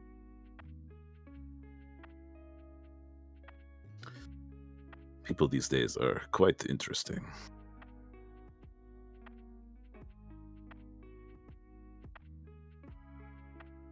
Yeah. With that, the scene fades to black to begin the next section of it. We are going to have a quick little intermission so everybody can go to the bathroom.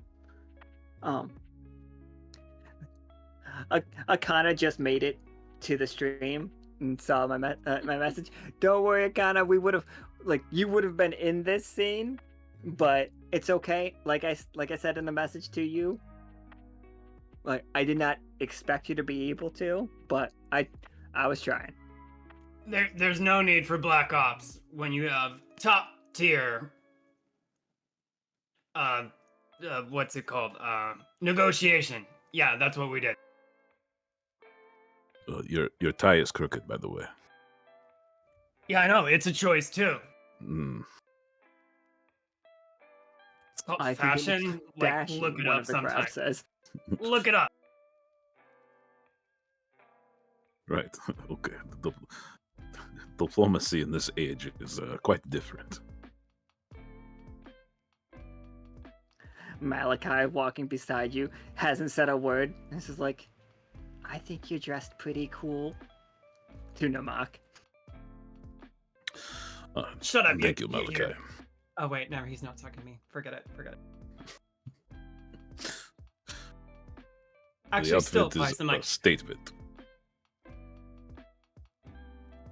I was thinking more along the lines like Maverick's hurt, and he's just like, "Shut up, you're a kid. You don't know shit yet." I've molded twice. What is that? What is that in actual years? Is that like 12?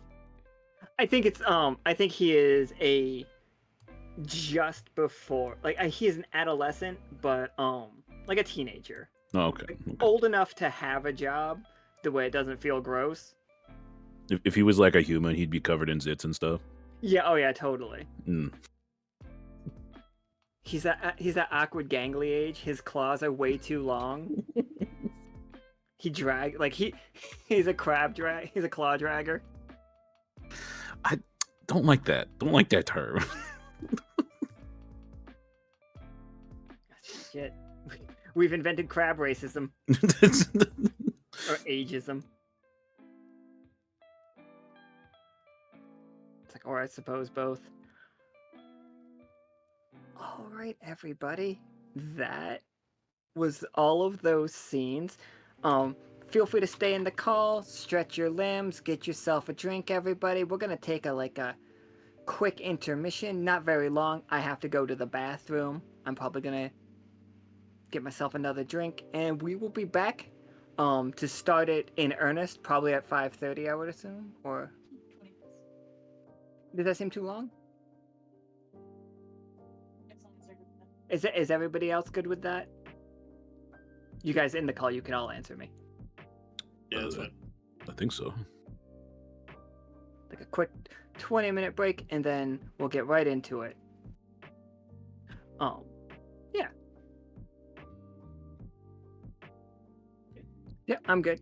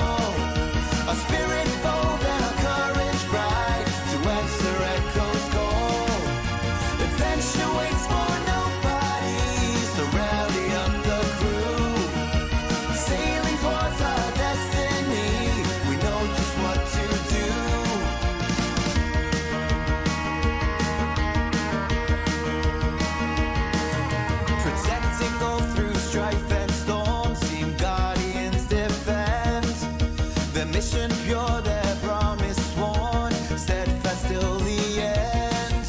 Mysticians seek what lies untold, with spells of newfound lore, lighting paths and opening gates to magic's very core.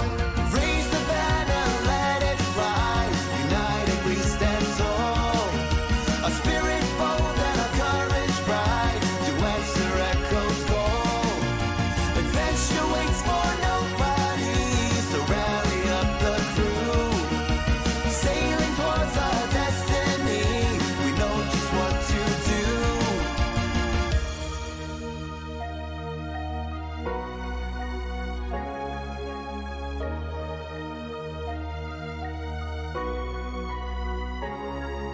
Spirits wake, hearts will grow. Lockstitch's name, the world will know. Spirits wake, hearts will grow. Lockstitch's name, the world will know. Spirits wake, hearts will grow. Lockstitch's name, the world will know. Spirits wake, hearts will grow. Lockstitch's name, the world will know.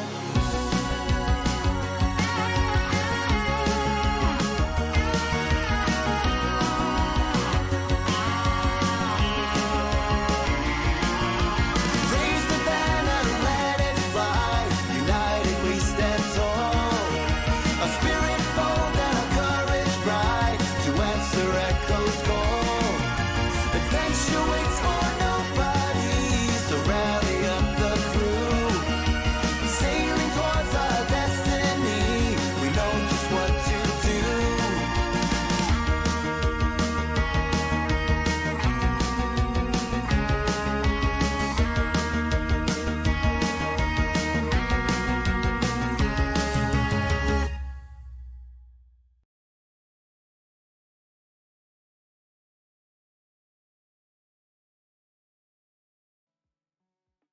And Alan, you're not supposed to know. Hello, everybody. Welcome to the actual part of this game. We're done with our little speakeasy scenes. I thought they were amazing, and they did a lot of exposition for us. Rupert is throwing up, everybody. Get ready. Oh, buddy. Poor baby. He almost threw up on the bed this morning. On your pillow, like on Like your he face. like literally on my face. He was aimed for me. Cat's having a bad time. Yeah. But for today's game, our crew is on their way to investigate the mysteries that they are putting the pieces together. They are heading to the city of Mastaba, where Namak says that he has old friends that can enlighten them. And with that, I am ready to get right into it. I will introduce the players, obviously, as well. So, we have Maverick, played by Ez. Yeah, that's me. Hey. Love it. Oh my god. We have Namak, played by Cole. Knight's greetings to you all. We have Aoife, played by Flynn. Hello. And we have Talus, played by Not Forgiven. Greetings. Also, obviously, Nika finished Aoife's artwork while we were Yeah. doing the speakeasy. I noticed.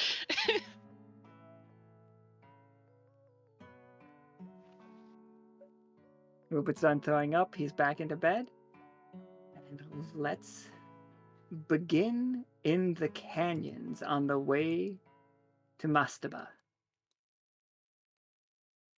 I love Also, how now, Namak's- like, the entire theme is like these elegant people in like red and gold, and then there's just Maverick. Does Maverick have like stains on his shirt or something? Because like I know his tie is loose. I wouldn't say stains, but you know, it's not pressed. It's yeah. Got a lot of wrinkles there. Just underneath. He's not unkempt or disheveled or slovenly. It's just, you know, it's clear he doesn't really go the extra mile to like press and iron his uniform. It's just more like, like, Hey, the care instructions said you could just hang it and it's no iron, so it's good.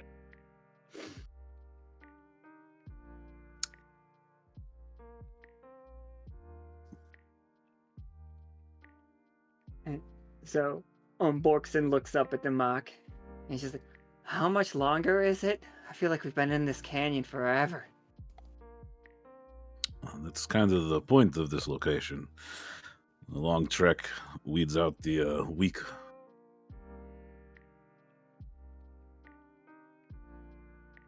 Claws poking together as I know I named him Malachi, but I have to call him Malachi. Malachi, that's fine. He can be Malachi. Malachi just like, I'm not very strong. Clap, clap, clap. Your drink, sir? As he holds up a glass of blood. Just kind of siphon it away real quick. But hopefully the city should be up here soon, and we can get answers on the designs and history of the alchemists.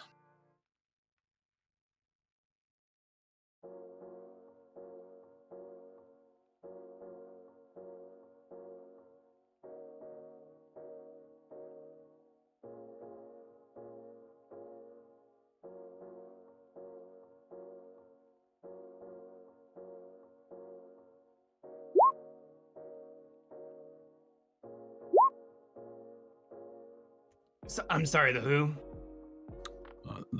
The alchemists. I don't know if I've spoken at length with any of you about it, but they were a deciding factor in the degradation of the magic on the Echo an age ago.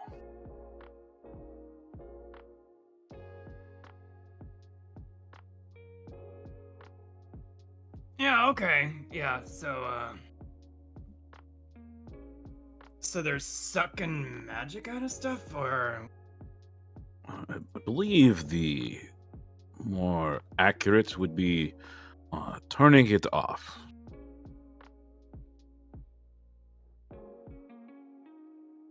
Bummer. Yes, they seem to have come up with weapons capable of combating the magic at an alarming rate of effectiveness. And that is precisely why I believe we must head to this city of Mastaba and see what I hope is a friendly face and get more information of what they have been up to these many, many years.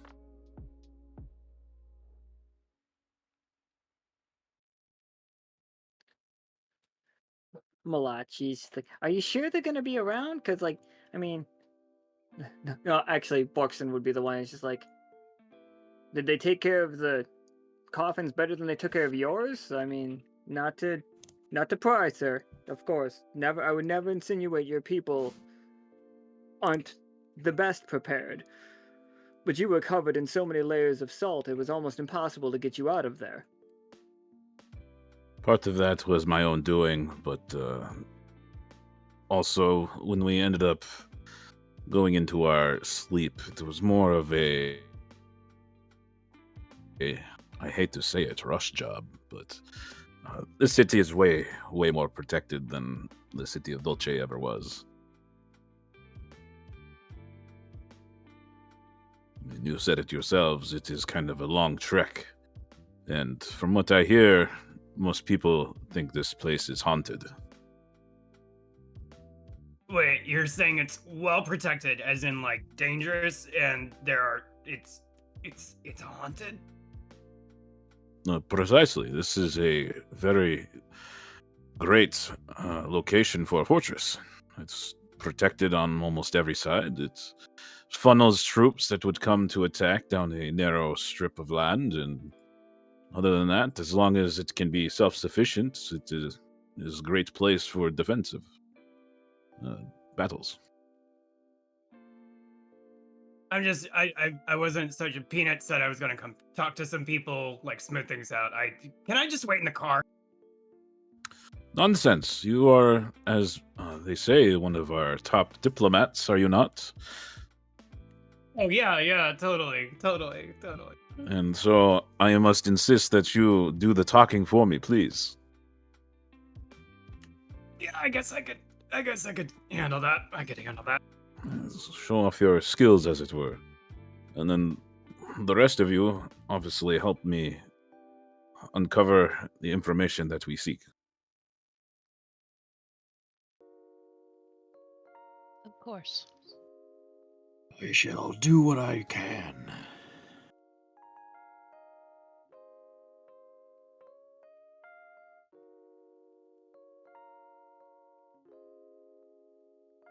Tell me, Namak, how long were you asleep?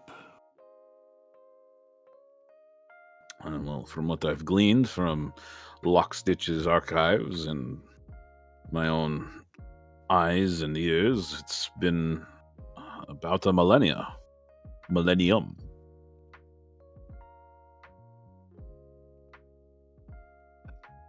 We are kindred spirits in that regard, then. Much has changed in our slumber.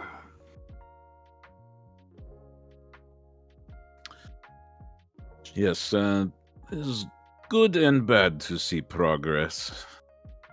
I am happy that the people of these days are more robust, as it were.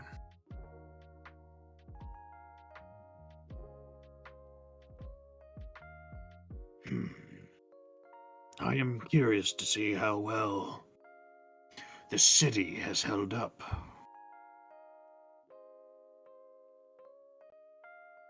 Well, if my people are anything, they are great at design.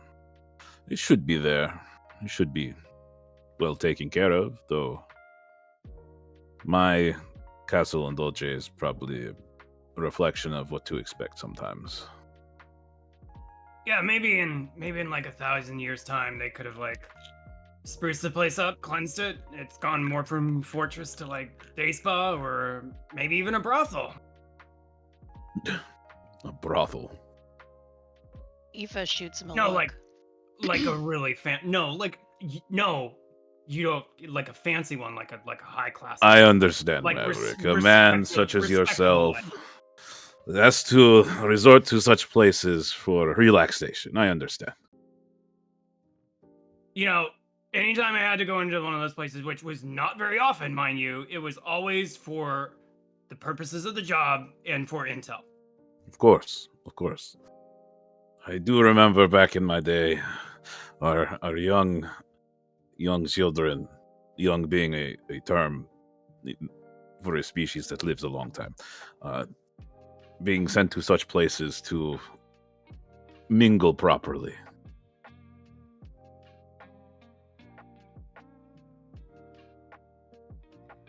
Peanut spoke much on his joyous emotions regarding the spa. I know not how well it would benefit me, but if there's a spa in this city, I would like to visit. Spas are quite good. It gets the blood flowing quite well.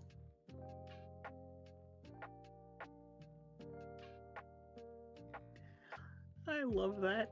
Just the idea of blood spas.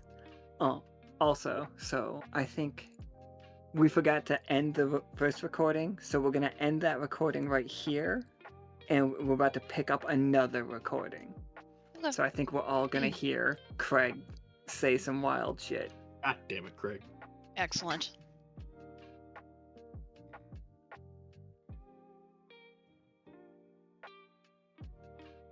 Now recording. My God. Craig, you're so loud.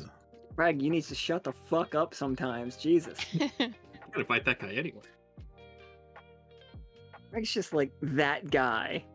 And with the name Craig also always just implies too loud to me. I just think of Sorry, Craig. anybody named Craig. I just think of Craig Christ. I don't know who Craig Christ is. It's a song. It's Jesus Christ's brother, Craig Christ. Oh man.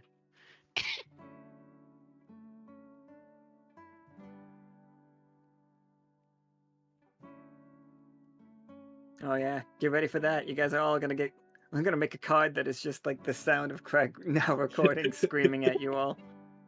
It's gonna be so loud. It's gonna be like that glass breaking, but just now recording. And like that glass breaking, man, just the knocking that happens before that scares the shit out of me every time. Yeah, I never knew that knocking was happening.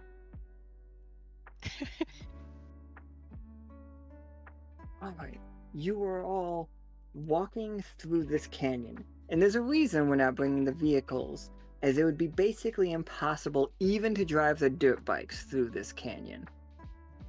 Like, this part of it is one of the more wide open areas, but there are areas where you have to very carefully walk around razor sharp spikes of stone. Are there like lots of like little shadows and crevices and I'm sorry, I missed what that part was.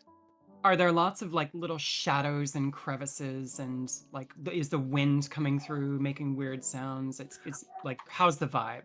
Oh, absolutely. The wind is whistling through it in low tones, but more Like moaning or unsettled. howling? Yeah, there's definitely the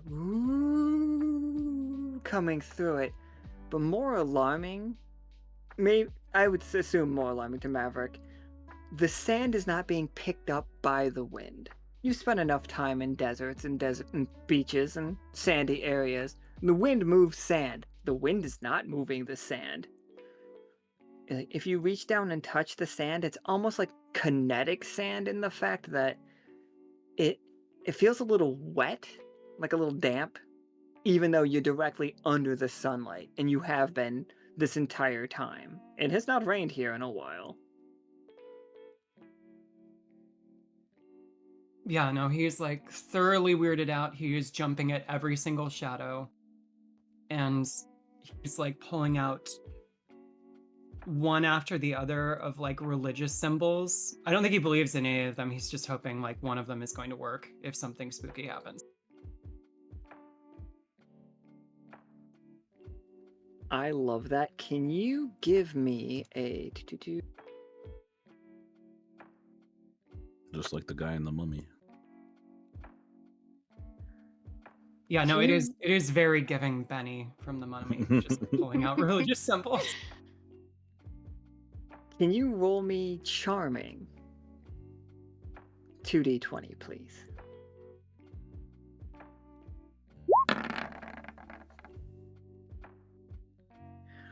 A tough choice. All right, here is your tough choice. As you are rifling through your religious paraphernalia, you have two pieces that you are drawn to. One is a pure white, looks almost like a crucifix, but with a blood drop in the center of it. And one is a bee, solid gold with sapphire inlays. Which one of those do you want to hold up to protect yourself? Why do I feel like one of those is like the worship of Namak and then the other one is like Seth's religion? You are right on the money.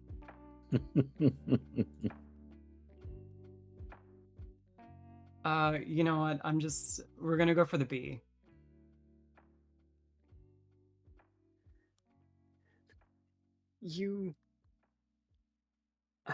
Talus, something laughs in almost a childlike, like, just pulled a prank.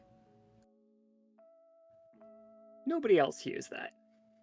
Do we see Is it just everywhere, or coming from the Do you want to roll to try to figure out its source? yes spiritualist, I would imagine. Yeah, spiritualist would be the correct. Yeah, it feels like it feels like Maverick is laughing, but you do not see like Maverick is currently like going through and holding up, like clearly scared of the spooky ghosts.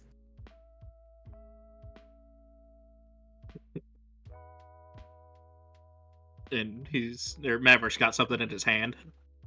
It is a sign of how old is the Beezus religion? Do we wonder? Didn't we I mean, as old as make bees that? are. Yeah, but this is like the new Beezus movement. Like It's like third Talus. wave Beesusism, or Right? Namak, Talus, Aoife, do you remember Beezus? Is that a thing that you would recall? I Namak would think not. with Aoife, she might recall it if people around her were wearing something like that, and she would see it a lot. But I don't know how many sailors would be carrying around Beezus stuff. Did people need to worship back in ancient times? I mean, yeah. Talus is much older than you, Aoife. Yeah, that's what I'm asking. Hmm. If Think 'cause- more back then, it's like physical or things that like actively do things for them that they would worship. yeah, I was gonna say maybe it's not like the idea of, but it's like the physical thing was there. So maybe people worshipped bees for honey.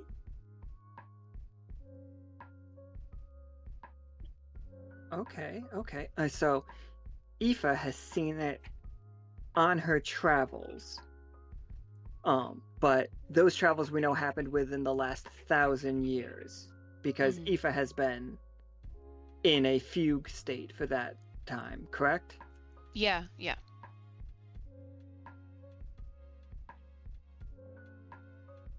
Sorry, Whoopo just decided to really yell. Don't listen to that, Craig. That's not for you. But as far as Namak and Talus, that religion is way younger.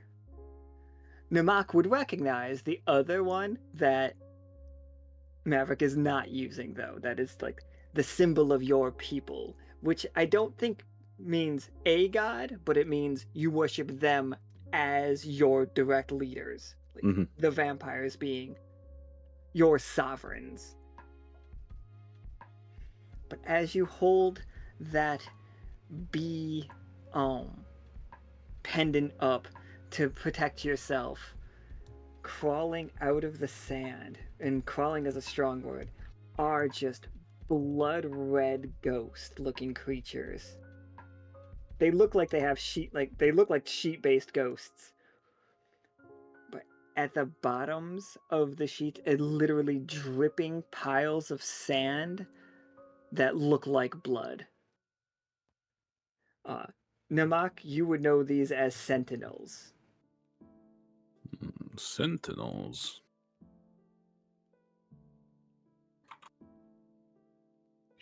They are going. Ooh. Oh, sorry. They're going. Ooh.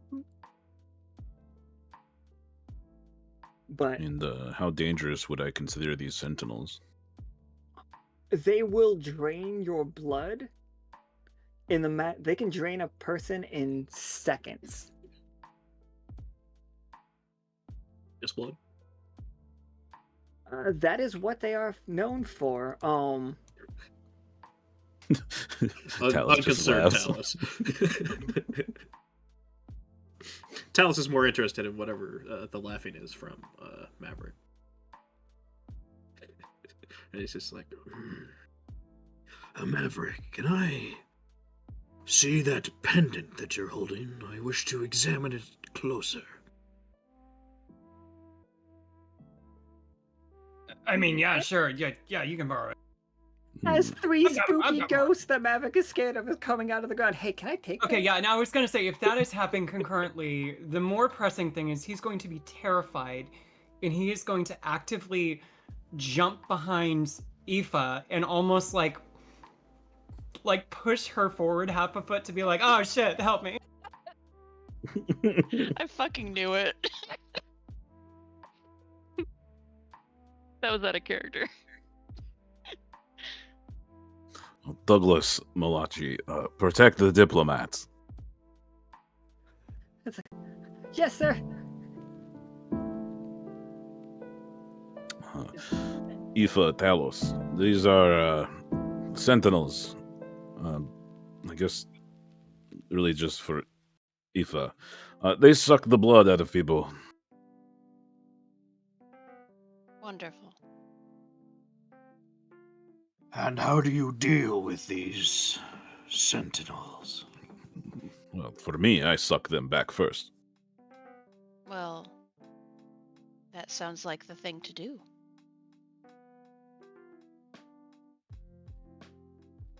What do you need to suck them back? I'm gonna brandish my whip dagger.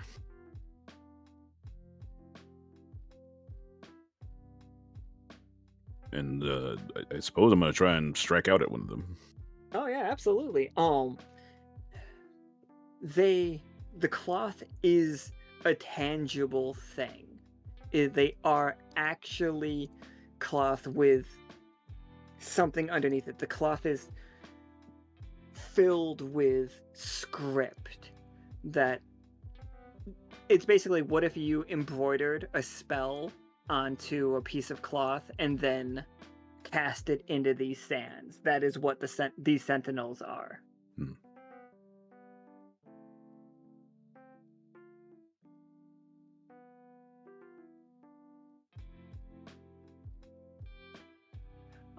But yeah, they are coming after Maverick. Like, they are going to try to avoid Aoife, they're going to try to avoid Douglas, they are going to try to avoid Malachi in an attempt to get to the one holding up the wrong symbol.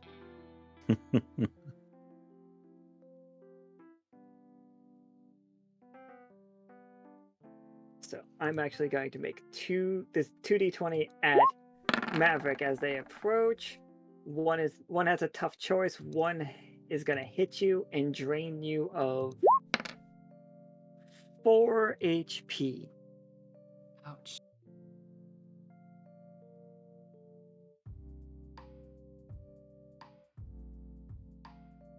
I want to try something, but I don't know if it will actually work or not, because it feels like it's a little bit,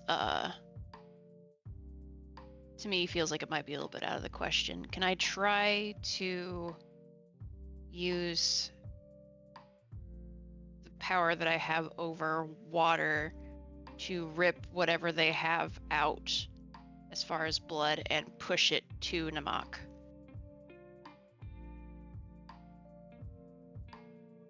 Yeah, I'm down for you to give that a shot. Okay. And like, this is just, you'll tell us. The die will tell us what is, like, if it works or not, you know?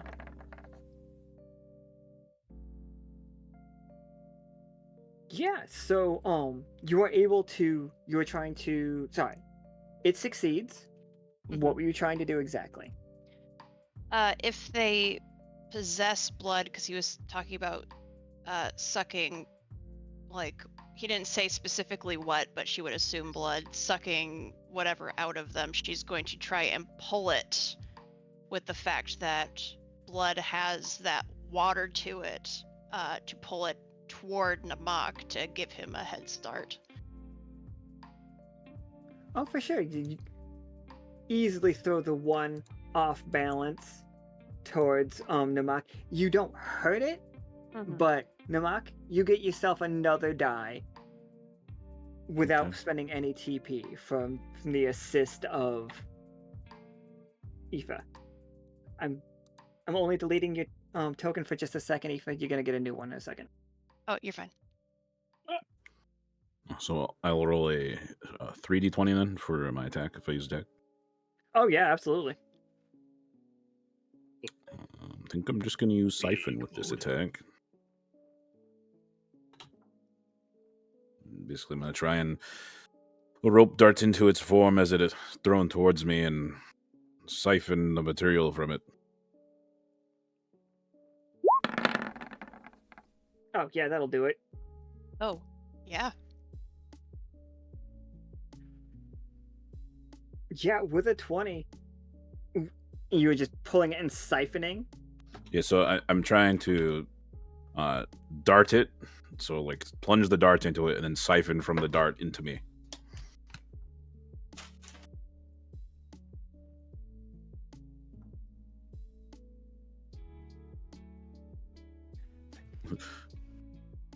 And then Namak will just, as it flows into him, you see him kind of like shake almost in the shoulders, and then he kind of shakes it off. These creatures are disgusting. That one completely consumed the cloth that was its body. With the 20, you've pulled all of the blood out of that as well. When you taste it, you do feel empowered for the rest of the game.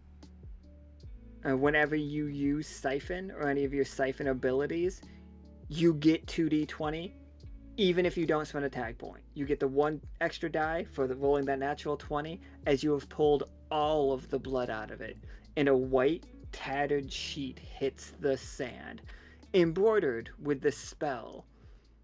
And it tastes very similar to your own blood, as that is what powers these spells.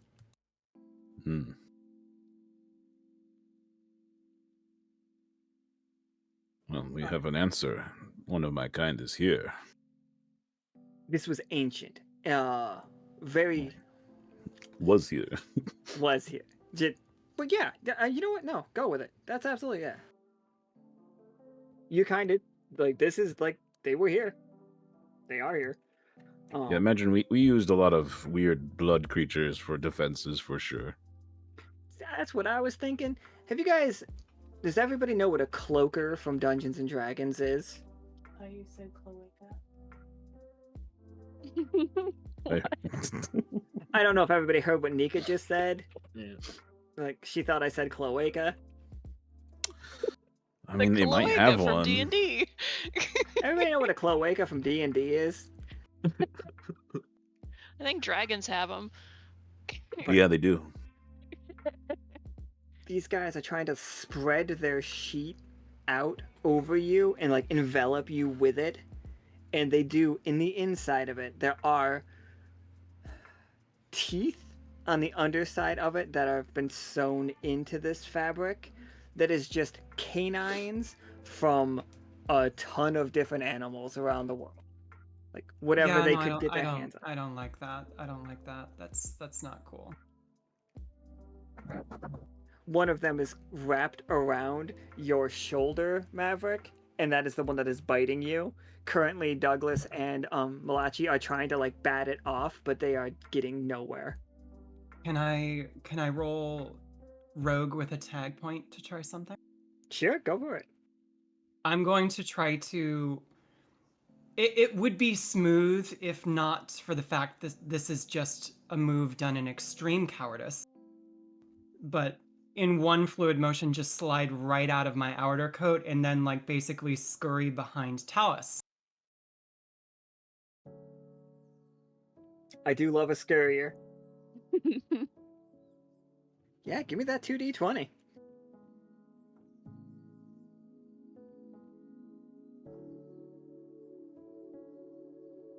I thought that was going to be a 1 for sure.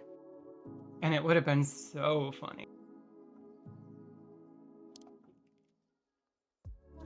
So yeah, you drop your coat and the creature its teeth are caught in the fabric as you slide behind Talus for protection. Oh, over there, okay.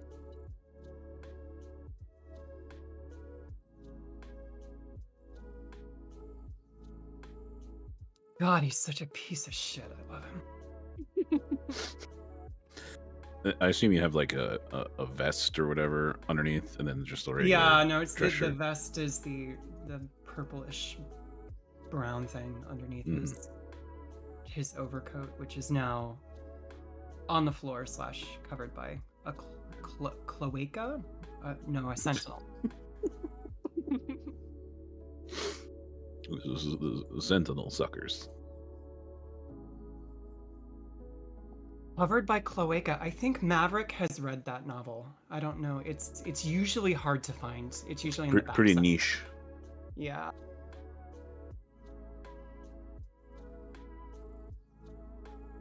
I think Maverick, still unbothered by these ghosts, it's gonna turn around to Maverick and like kneel down and just say, "Your pendant calls to them.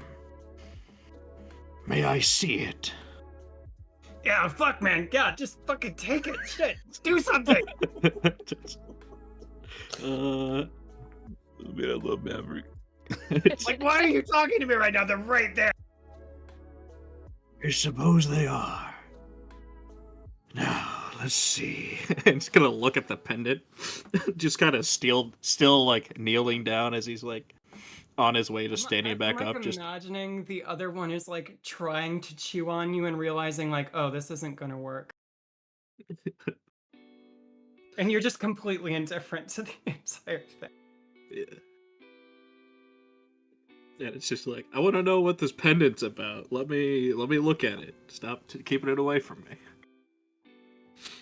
It's like, you know what this is? It's a brain sucker wasting its time.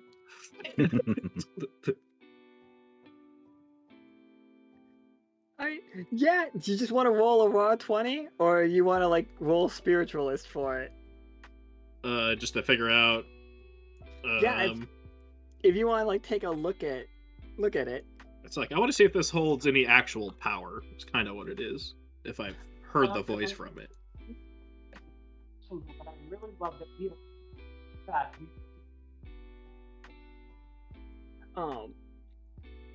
So I think it is. You don't even have to roll for it. This is a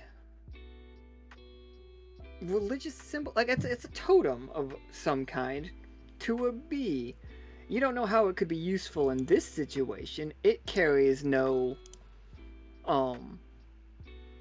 strong magical or spiritual leaning one way or the other. You could see that if somebody feared bees or if but it just there is a mocking laughter behind the scenes. And you can tell that it is not from this, but the laughter is about this. Like, this is the joke that is making something laugh.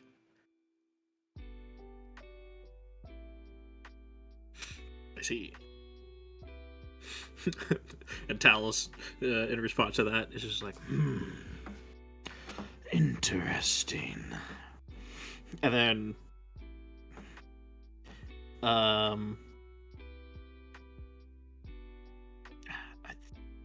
think he wants to,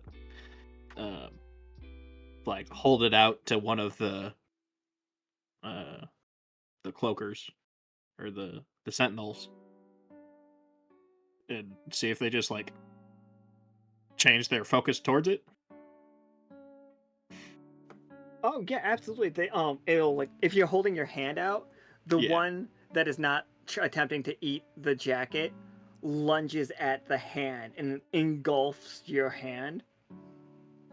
Okay. It is going to try to bite down. Okay. I was like, I'm gonna close my hand and try to like crush it. We will see. Oops.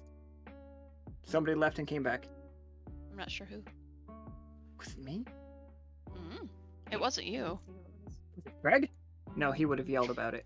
Yeah. It was X. Alright, so this is just to see if their teeth can bite you, you know? Okay. Lesser effect, they can do they do 2 damage to you. Like the little grinding on your. They scuff up your hand, but when you crush the totem in your hand, it just breaks, and you now have a handful of sapphires and gold wreckage. Well, I'll be trying to capture them in it as well. Oh, them? Yeah.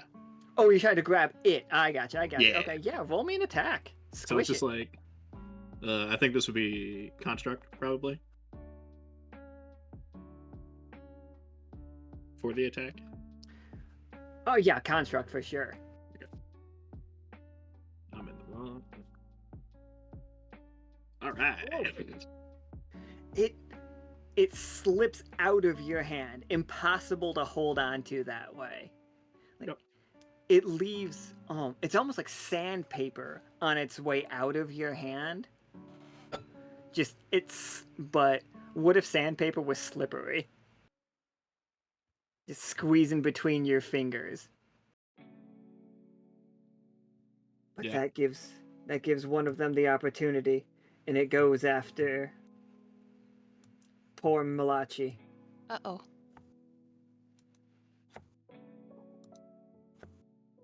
Malachi takes damage, but lesser damage, which is still more than. Oh, Malachi took 5. He only has 10 HP. Oh, shit. If I can, I'm gonna try and do the same thing I did and, like, pull it away from him. Oh, for sure. Yeah, go for it. Okay. What are you rolling for this? Do you want to try to do it with more oomph, or do you want to just... So, you can roll it as an attack, if you would like to. Okay. I think I might do that as an attack. I might see how that works out. I would say Elementalist and Guardian would both work for this. Okay. Yeah. Alright, I'm gonna do that then. Alright, here goes. Oh, shit. Oof. That one's a rough one. We do not have an officer in this team. We sure don't.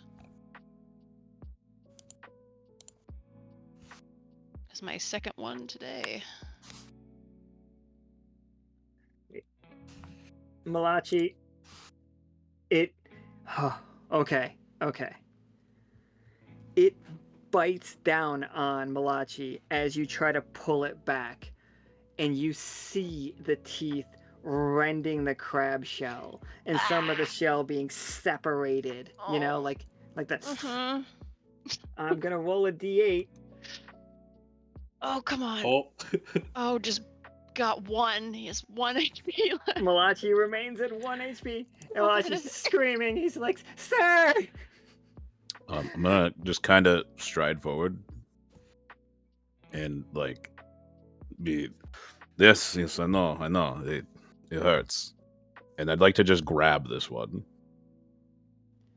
Yeah, absolutely. Remember, you get the extra die for Siphon because you got that 20 on it. And I'm going to just take its essence in my hand if I can. Yeah. Is you doing a cult? Yes, I'm gonna do a cult. So will I still roll 3d20 for this then? Yeah. This is still a Siphon situation. This is still a situation Siphon can help. All right.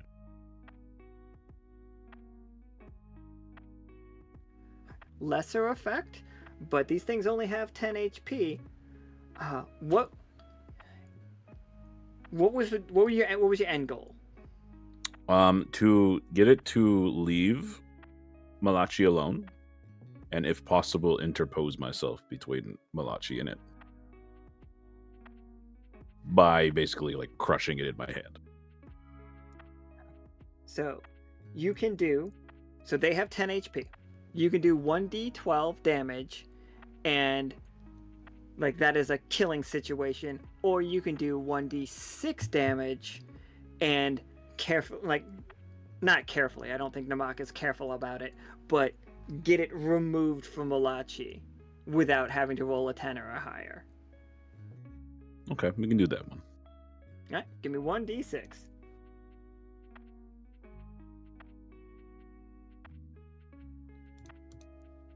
Siphon a little bit of it away. We got one clinging to Talus's hand, like trying to like bite through his stone. No, wait, it squeezed its way out of it, and now it's coming back for another bite. You got one that is completely just a sheet on the ground, and yeah, that's how we are. And Maverick hiding behind Talus, and Aoife having a hard time getting. I'm helping. Are you? Maverick, I know you are a diplomat, but surely you have some way of defending yourself. These are just simple sheets. He says, holding a blood red sheet that's trying to bite him.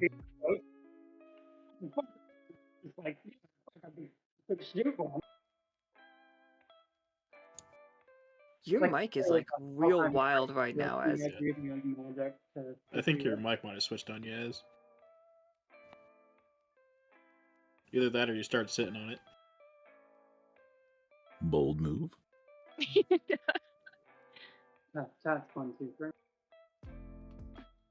You sound very far away. Yeah, you sound very muffled. Is that it? I would check and see if Discord has switched from a different input device. Oh yeah, since you were like kicked out and then brought back in.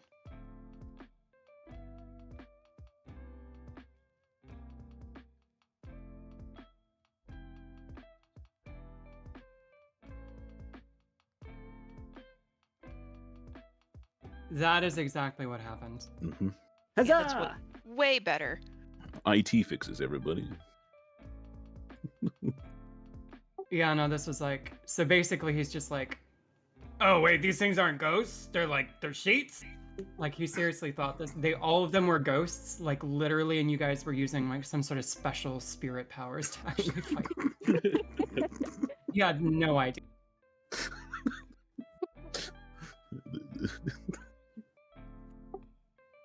Oh god, if that's the case. And he just pulls his gun out and shoots one.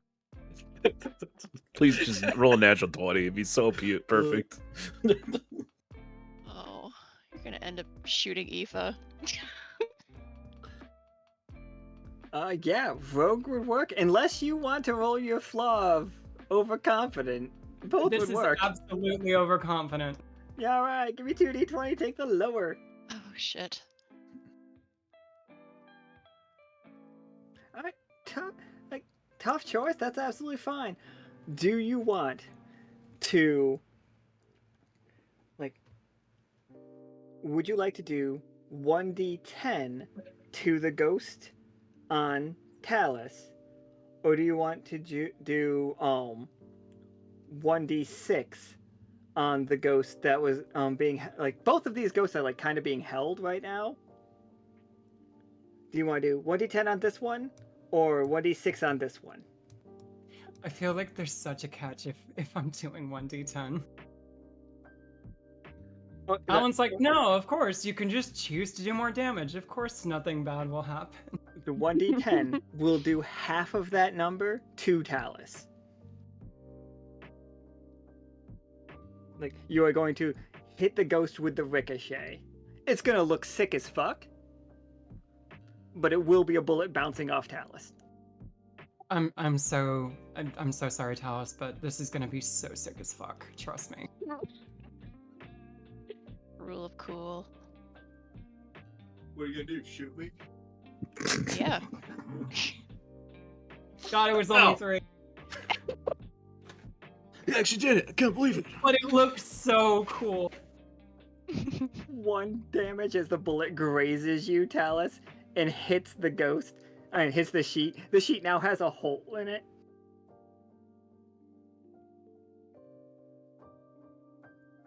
Talus just looking back to Maverick, just. Interesting strategy you have.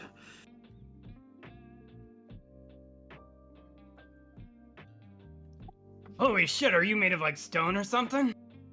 He also took that shot not knowing that Talus wasn't just gonna get shot. I am a rock. Well, you're very solid as one.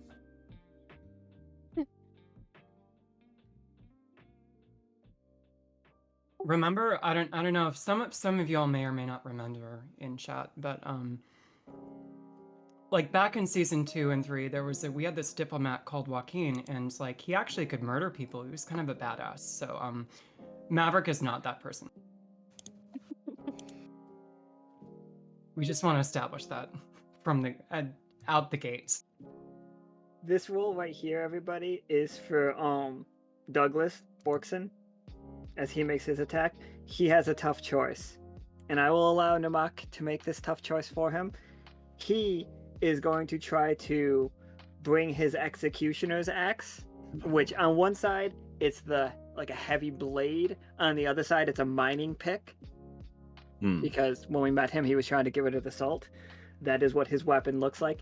He is going to try to bring that down on the sheet that Namak is holding. Now, he's going to swing with 1d10 damage. Or he can either be very careful and swing with d6, or he will roll half damage to you, Namak, to hit you as well. He doesn't want to hit you, but if you move it into a more advantageous location, he will take the d10. Oh no, you can roll a d10. It's fine. All right. I will just look at him with disappointment. Oh, he's doing great. It does do 4 damage to you, though. Oh. As he parts the sheet. The last Sentinel they don't know how to fear because they're just living spells. And by living, I'm air quotes like crazy, but it wants to get away from you. It's the way a Roomba is living. Right, the way a Roomba runs away. As Douglas swings his axe, he's just like, I'm sorry, sir, I'm sorry, sir, I'm sorry, sir. And he's like, slashes right through it.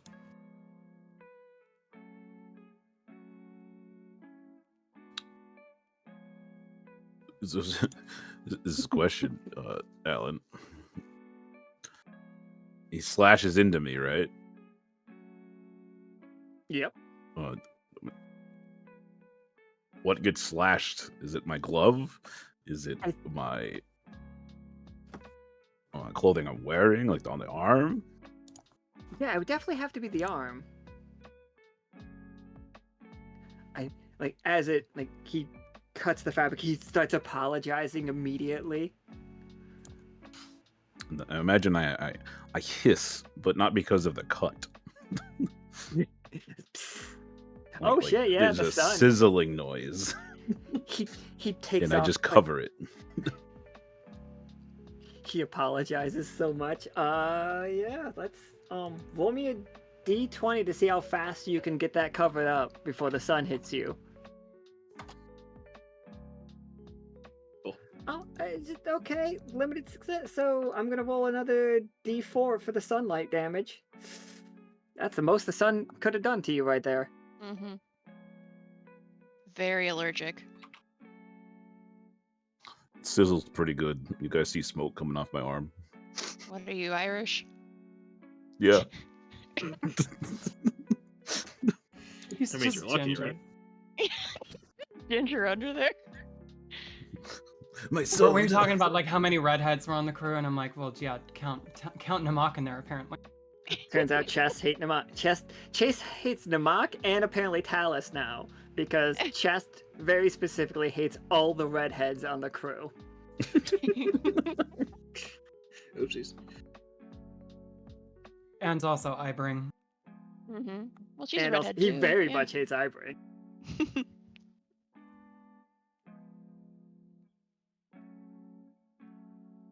So this guy's trying to walk away.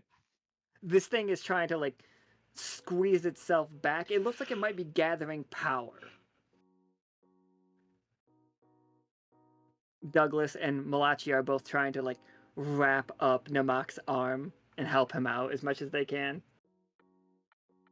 I just assumed we were gonna grab the fabric off the ground.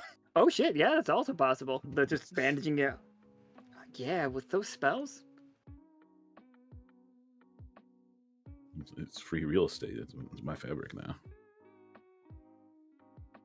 All right, Talus or Aoife or Maverick. No, wait, Talus or Aoife, because Maverick just shot. This thing is pulling in. You can start to see the sand rising from the ground into this thing, like into the sheet. And as is preparing to do something, Talus, you can see it as like seeing spirits, that it's dangerous. Aoife, just as a practiced fighter, you recognize it's like, uh-oh. But Talus is still holding onto it from the top or something? Is that what No, is it backed happening? away. Oh, Yeah, it backed away. Okay.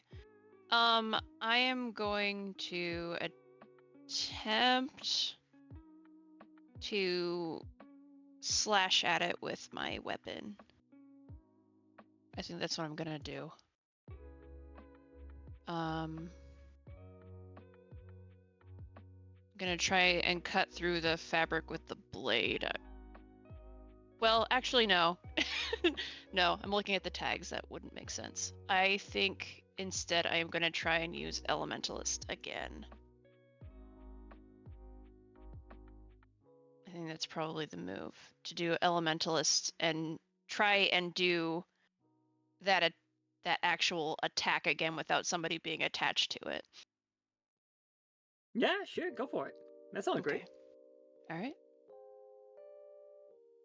Yeah, there you go. Yay! Roll me the d12. All right, let's see what happens. 7. Yeah, that's enough to do it. You like, it's missing the big hole in it where Maverick shot it, and you are able to pull all the liquid. And you can how do you want this to look? Because you can just tear this sheet apart, like by leaving the liquid in it, or you could pull all the liquid out of it. I'm gonna pull all the liquid out of it, because I am gonna try and do that same thing where I'm rerouting and giving it to Namak. Okay, give me a 2d20 as a guardian. You don't have to spend the tag point. Okay. See how this goes. Oh, that didn't go great. Okay, so here's your tough choice. In the process of this, do you destroy the sheet completely, but manage to heal Namak by giving Namak a little bit of that blood back? It'll heal him for. I will roll first, and then we'll find out. Okay. It'll heal him for 8. Okay. But you will lose the sheet, or do you save the sheet, the one that's there, and you'll be the complete spell removed from the blood, and all it needs again is to put a little bit of blood on there, and you can repower that up and have like a little golem. That's interesting. It is very occult magic. If you do not have the occult tag, it is very hard to use that. Yeah, I definitely don't have that, so I think that I'm probably gonna go with the first option and just let this cloth get all torn up. Yeah, absolutely.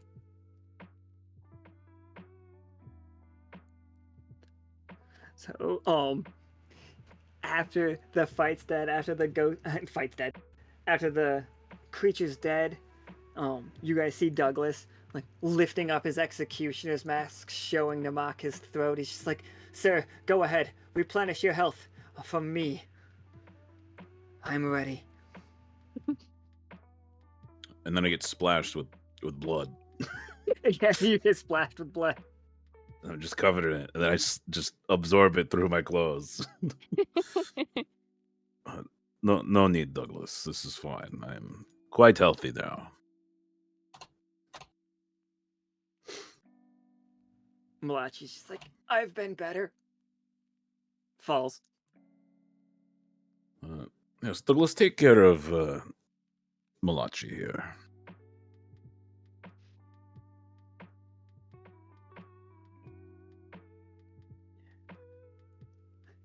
So yeah, your first fight is over.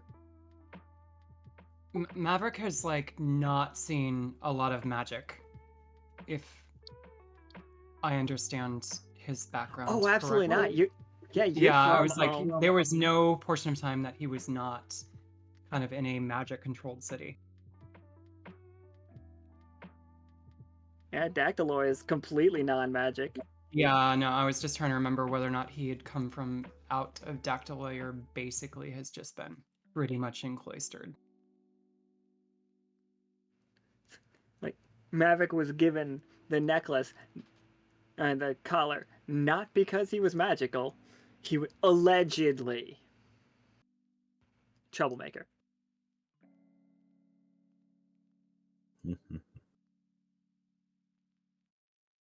Coats in the sand.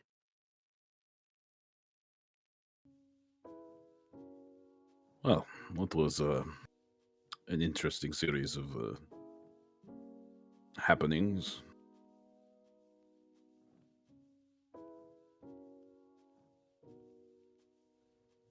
I like you guys are like the genuine fucking article.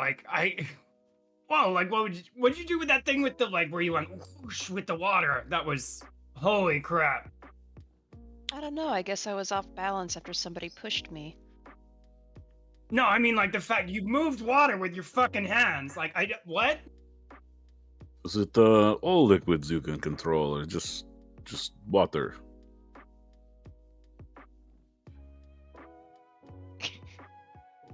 Is this like normal for the rest of you, or I feel like I'm taking crazy pills right now. Well, I suppose it has been an age. Magic is normal. The non-magical is the abnormal. This was everyday occurrence.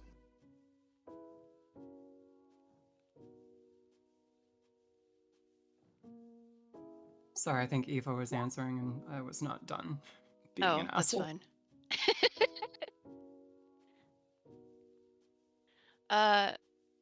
Basically, she wasn't going to give an answer, so it doesn't matter. She was just gonna like, you can control Kinda- what kinda worked. what other liquids can you control? And she's just, I'm not answering that.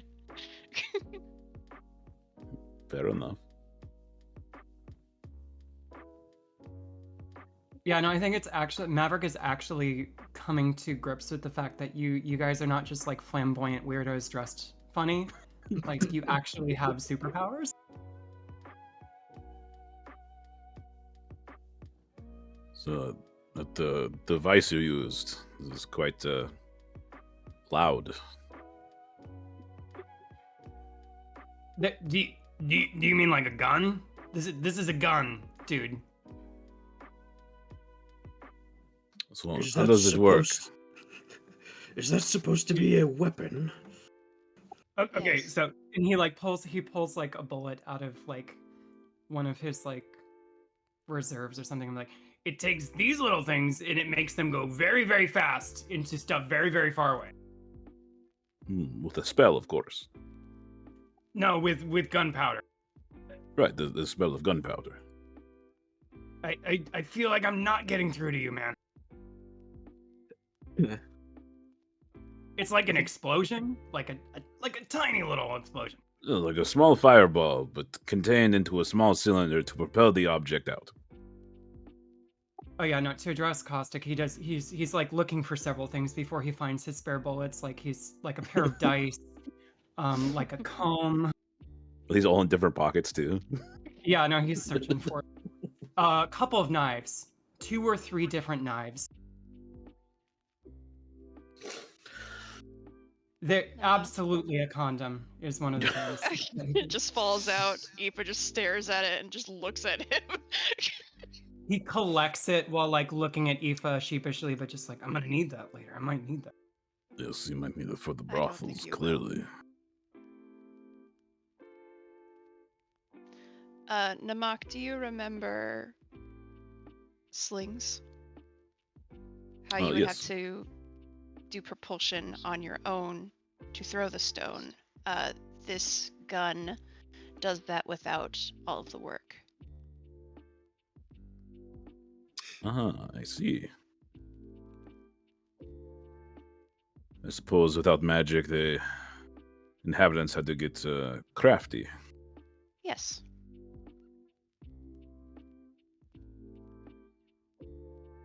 It seems as though it's a very ineffective weapon. Talus is gonna look down at where he got shot, notice a scrape, and just like, Oh, we must fix this. he's just gonna sit down like cross-legged and start like re-sculpting himself to reclaim his perfection. Tell us, how long will that take? It will only be a moment. And how long is a moment?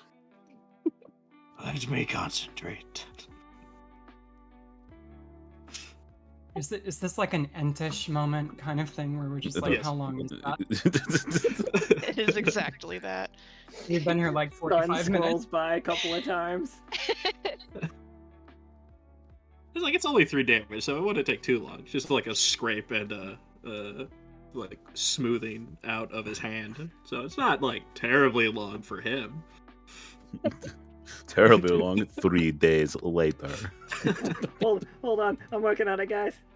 Smooth to perfection. No. We really should be getting to the city. The wilderness out here is not. It's not a safe place when it is dark.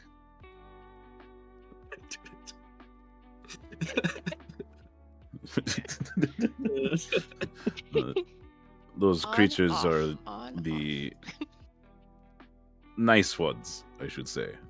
Mm. I'm just here for production value, everybody. That's it. All right. Because that fight took a minute. I was like, you guys, as you are walking through, you can see the city up ahead. Like you can see tall spires appearing. Oh yeah. Also, roll me 1d4. Actually, if you want to heal yourself with it, go ahead and roll me spiritualist. And as long as it's a 11 or higher, and as long as it's a 10 or higher, 3 damage is nothing to you. Like you were able to heal that like nothing. Okay. Roll spiritualist, so like with the tag. Yeah, if you want to heal yourself. I think if you whenever you want to heal yourself, it does take a tag to do it. Okay. That's fair enough. Yeah, that'll do it. All right. Absolutely. Okay. And then As he As stands you- back up, he's just like, I would hate to be unpresentable to new faces. you could be a little bit more presentable, Malachi. Poor Malachi. It tried to pull my shell off. So I was gonna offer him like some salt to help him, but I feel like giving salt to a crab is kind of like the opposite of helping. It's like seasoning him. It's just like, don't Yeah. worry, Malachi, you're gonna taste great. Yeah. I mean, you're gonna be great. You're gonna be fine. Like he's absolutely gonna be like, yeah, just sniff this as we walk. You'll feel better. Your blood will flow more freely. You'll heal. And it's just a piece of salt. Reminds me of home. Yeah. My shell never would have pulled off if I never left home. We will build it back better. As you approach the city, you feel and hear steps through the sand. It is reverberating. Something huge is coming. It has already seen you. It is a absolute unit of a drake. They no wings. They do have 4 legs. It's like a crocodile body style type of dragon situation. Huge long tail. Its scales match the way that the mountains are and is looking directly at you. It does have a air of intelligence to it. It does not seem like just a beast. This is a guardian. Does this Namak? guardian seem very old? This guardian seems ancient. Hmm. Can I pull out the old handshake trick with this guy?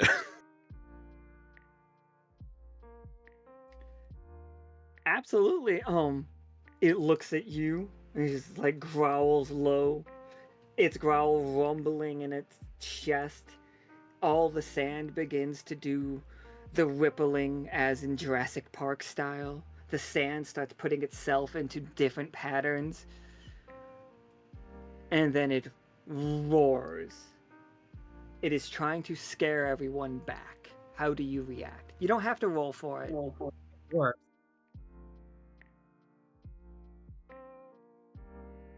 I'm gonna step forward, and as it finishes roaring, I'd like to say something, but if anybody else has anything they're doing, Talus is just looking at it, just going.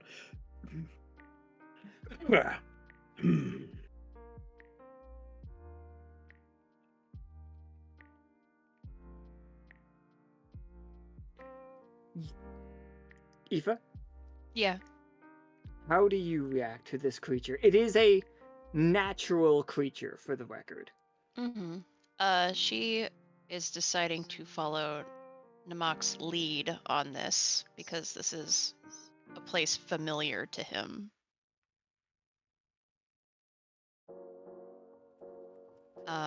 So she is only. Oh. So she's only going to react to it if he starts reacting to. Oh, I can hear myself. Yeah, what Oh, am I sorry. hearing you from? Ah, there we go. Echoing out. Cool. But yeah, she's only going to react to it if he starts reacting to it, like, defensively or whatever.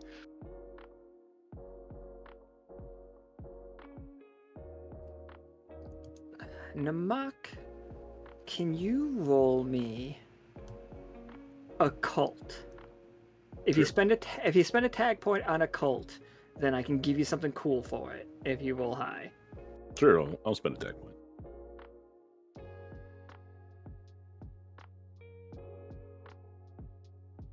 It still counted as a 14 for the record, even though it got annihilated. But yeah, as I finish roaring, I just want to step up and be like, "Good, yes, you should announce my arrival."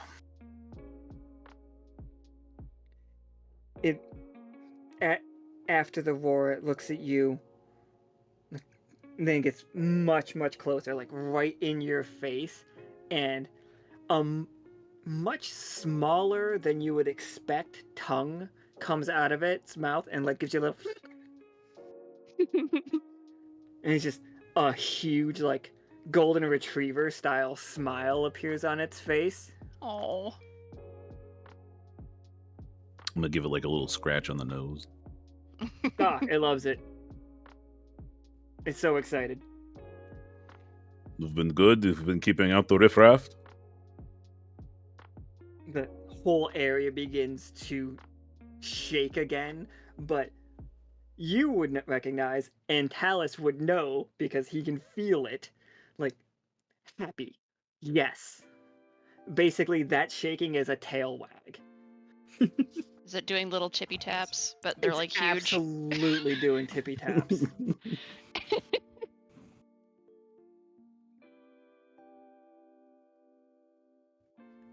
And it steps to the side, and you see a bridge into the city. This is what the city is going to look like from above, for the record. Like, obviously, you guys can see it on the map, but it's basically this.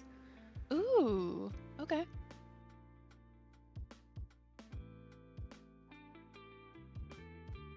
You have to enter through this huge bridge down here.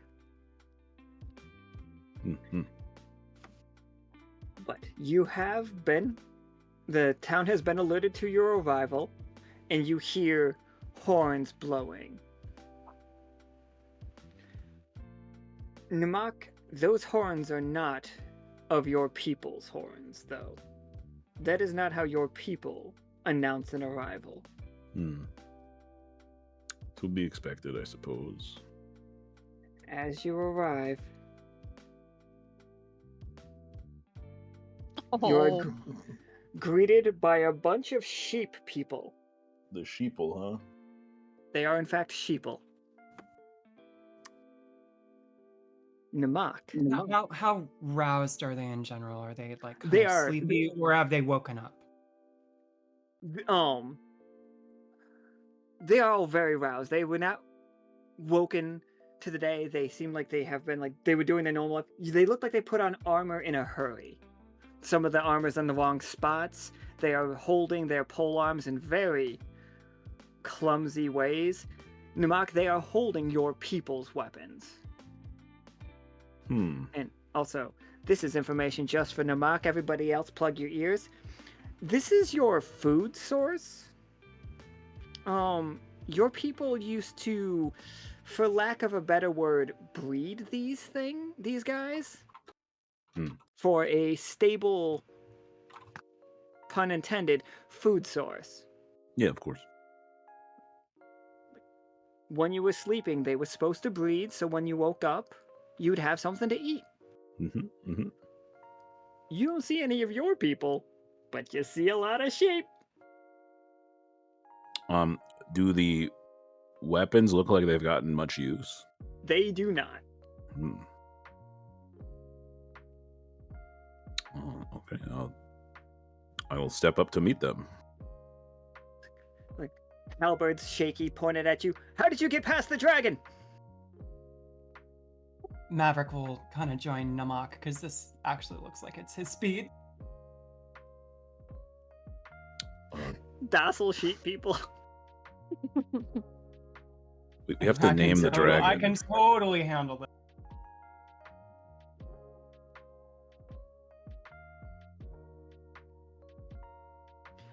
What's the dragon's name?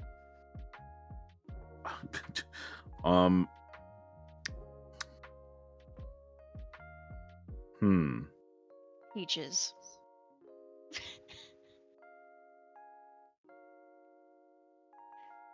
I was gonna say Spot.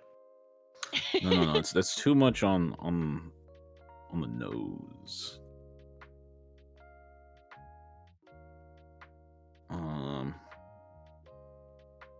Does it have more of like a title as opposed to a name? Like the Watcher or something?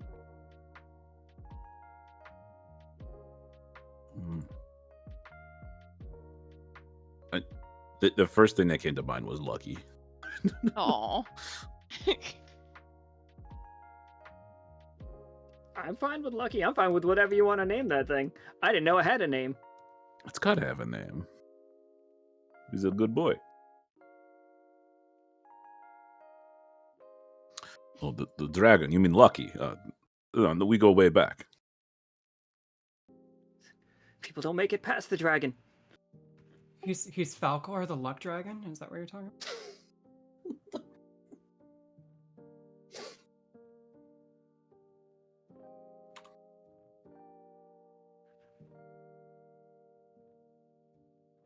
The sheep is like, oh, it's like, do you want to fight? We're ready for a fight. I promise you, we're ready for a fight. Right. Helmet falls down in front of like one of their eyes, and they put it back. They push it back up. No, you guys, we're totally here to talk. We don't want to fight at all. You guys are way too fearsome. He like kind of winks at everybody else. Roll me charming. 2d20, add another. So give me 3d20 and ignore it. If it's 1-1, ignore it. Loving having Maverick as a bullshitter. 13 is actually really fun. Talus. Yep. You feel around you just like, aww. That is the feeling. That is the vibe. Just, aww. And immediately, the sheep are like, okay, yeah, we're fearsome, we're strong, we know we are. He's like, yeah, we know we're tough. And she's like, what are you here for? I mean, sorry, respectfully. And they put their halberds up. And she's like, hold on. And they keep switching hands and then drop a halberd. It's, oh, hold on. Douglas. Well, I leaning can over. tell you, like, we were here for one thing. Now I can see we should be here to get awesome fighting training. But unfortunately, that is not why we're here. Yeah, we can't train you. Secrets. Mustafa secrets. We can't. But Look, even if you told me, I doubt I could execute it. So it's fine.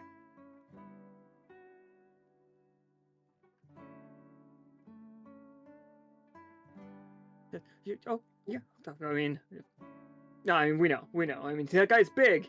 Don't get me wrong. You get big, scary guys, and that one looks like she knows her way around a flail. That's Hi. Hi.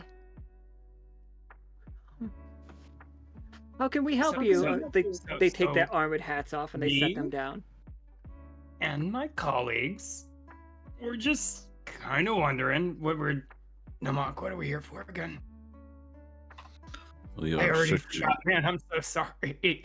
we're searching out one of my people who should be here as a wreckage right, keeper. Right. Got it. Locked in. Okay. Do you guys know anybody that looks like this dude? He looks like you, right? I don't know. My armor is special. Oh, that is a fantastic lead, buddy. Thanks. You're giving me a lot to work with. You mean like somebody without the protective wool? Yeah, we'll go with that. Ah, the Willis. We have Willis, the Willis, his family, like large family. Are you saying Wallace or what are you? What I can't understand you. Willis. He is Willis. Yeah, He no, is- is anybody? Someone's got to help me out here. You're saying that they look like Maverick here instead of one of your people. Yes, exactly. Just like Maverick. You're Maverick, sir? I'm Keith. Puts his hand out. It is one of the many names they call me. Oh, you have more than one name? I'm sure Maverick has many names in many dark parts of this place. I didn't know you could have more than one name. That's pretty cool. I want more than one name. They said I could only have the one. We're all Keith. Oh. Yeah, that tracks. This is like I'm Keith 613 from a long line of them. Namak, numbering them as names is how your vampire people did it. Yeah. It was Like simple. you do not see the telltale tag on their ear though.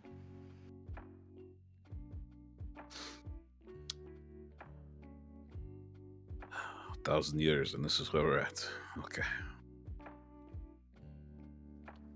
Yeah, we've been here. My family's been here 1,000 years. And do you have some leaders in here that we could speak to? Clearly, you must have some leaders. Oh, we'll take you into the church. We'll introduce you to Willis. It's like, Okay. you'll like him. Smooth skin, just like you. Please. No fur. Well, you have a little on your face. They walk you to a church, and they all wait outside. They're like, he is right inside. Be reverent. He is our spiritual leader.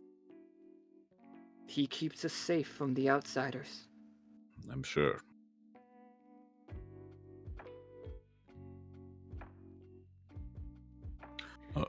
We're gonna name the dragon Azal, by the way. Azal? I'm gonna put it in chat.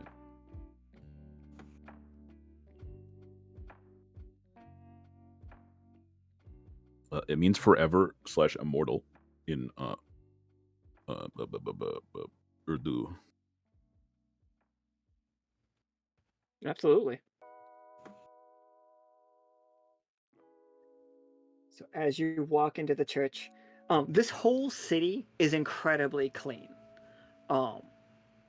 You see on your way through, they have gardens that are growing just lush, like thick, lush, amazing, almost, like you almost want to eat it, grass. Like it just, have you ever seen grass that just looks like it might be tasty? You do Or like now. you want to sleep on it. I've seen tree stars that are quite tasty.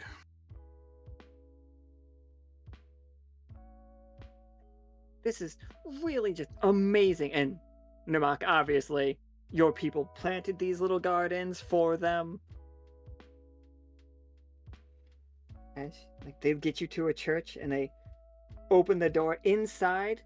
Namak, you hear recognizable like organ music coming from it that is close to what your people would have played, but a little bit, you know, they're missing some notes. They don't remember it that well.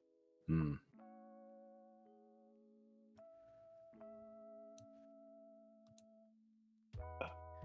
And there is just a large pig man, bloated and veiny. Oh. Namak, very thin-skinned, if you will. Like you can see the like you can see the blood pumping through him. Is it my people's blood? Can I deduce that? It is definitely not your people's blood, but it is. He's just He a thick was boy. bred to be eaten. He's a delicacy. Hmm.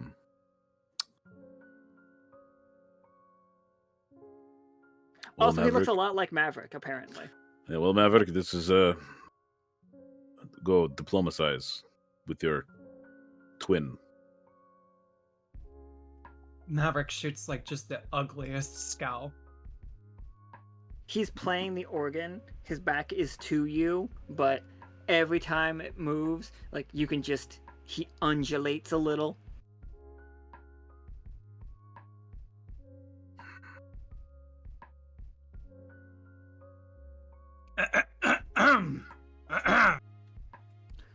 The wold ones are not allowed in this building. You better have a good reason to be disturbing me.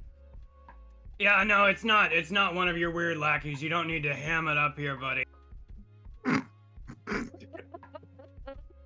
Music cuts off and turns around.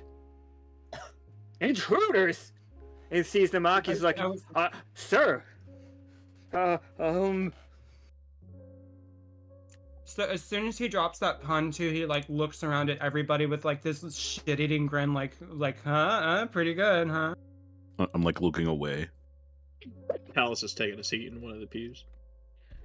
The character, I'm giggling at it, but Aoife's just gonna stare back at him, just blank. What are you doing with that pew? Oh, you guys are no fun. It's all just magic and murder to you guys. That is the way of the world.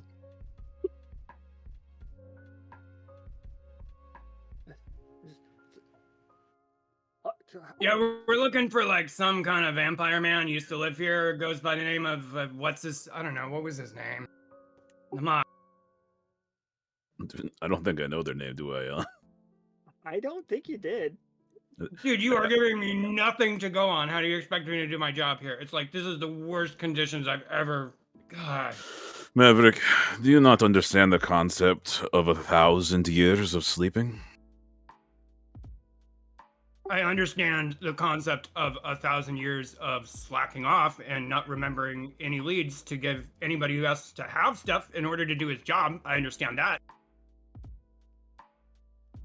I'm just saying, You know what, I'll there's talk to you next time possible we need someone else something should have been here. dry or murdered, okay? But like now it's my turn. I detest you. Gives him like this little sparkly smile and a wink. It's like, oh, But yes, Destiny. filthy pigman. That is the gist of it. We're looking for a vampire. Willis the Woollis steps forward. He is wearing a Namak. He is wearing a vampire bottom half. He's like wearing like your bottom half of your outfit, but nothing else. His gut is protruding over it. He is a very oily pigman. Greasy. He is very greasy. As he steps forward, he's like, "No, there. I haven't seen a vampire in all my life, and I wasn't expecting to see one. I thought you all went extinct." I'm not sure I believe Porco Grosso's story here. Then tell me where the vault is. Oh, of course. We were told that you yeah, but my family said that you might be looking for the vault. Please, do you have your key? Of course, without the key, I wouldn't be allowed to let you in. Take me to the vault, and we shall see. Two of his lackeys come out. They are dressed, also in vampire regalia. It is stained, sweat stained, definitely. Oh, man. They are wearing your puffy shirts and the skirts. I imagine if Maverick's looking at me, you could understand my body language right now. I'm losing my patience. Like more and more as more of these people come out. He kind of notices that this is turning into a confrontation, and he goes, "Guys, I can smooth this right out. It's gonna be no problem. We totally have the key. I'm his vassal. I'm here to hold it for him." And he produces the religious symbol, the other one I did not use, but he does it so flashily that I'm gonna use manipulator. I'm trying to like pawn this off as a special key. Absolutely, yeah, go for it. Give me 2d20. And also refill one of your tag points. I think I already did from last time, or I didn't spend one of my tags, so I think we're still solid. Yeah, go for it. You could also roll charming. You could double this one up if you want. Oh, that's a natural 20. We're manipulating. There it is. Okay, so It's a tag point for manipulator. Or an XP, I guess. yep, I have given it. You are 1 charming, 2 manipulator. As of right now. And then at the end of the game you'll be even more. The two on the side like look back and forth at the big one. The Willem is furious for a moment. You can see it run across his face. He's just like, he bows his head. Of course, this way. Your vassals may follow. Good, kind sir. Maverick, not remembering the insult from earlier, is like the most snide he could ever possibly be, over the top in this like deep bow with this gesture forward as he turns to Namak is like, "After you, exalted one." Finally, some manners. Oh my god. And I'll stride forward. You approach a door that is ancient and follows all of the same designs as Namak has. Elegant scripture, a golden lock wrapped in the brightest white, but the lock has been tampered with a lot. It has been forced open, and just they have closed it back up. I'm carrying that 20 over for you guys investigating this door. Some like you can see scratches on the door. Somebody attacked this with hammers. They used crowbars. It must have taken hundreds of years to force this open, but somebody did. It's closed back up now, and they are pretending that nothing happened. Uh-huh. It doesn't even lock now, probably. Oh, absolutely not. Right, the key. Clearly, that was what we needed to open this, huh? Of course, you can't open it without the key. They are looking down at the floor. They are trying very hard not to look at you. You better hope that I don't find something that angers me within this vault. It's like you. I'm sure everything that is put in the vault is exactly what it should be. And they open the door, and you are greeted with, I hope you're hungry. For nothing. Mm-hmm. Completely empty. There's just a bunch of dust in here now. Yes. Oh yeah, we're gonna have to take catalog of what's still left in here. Hold on, I got pile of soot, cobweb 1, 2, 3, 4 cobweb. Are you writing this down? Douglas. Douglas. Is like, I'm on it. I'm on it. Like pile of soot. 1, 2, 3, 4 cobwebs. Excellent. What about these drag marks on the ground? Should I mention them? Are they about coffin sized? It's odd that you say that because it does seem about coffin size. Old though.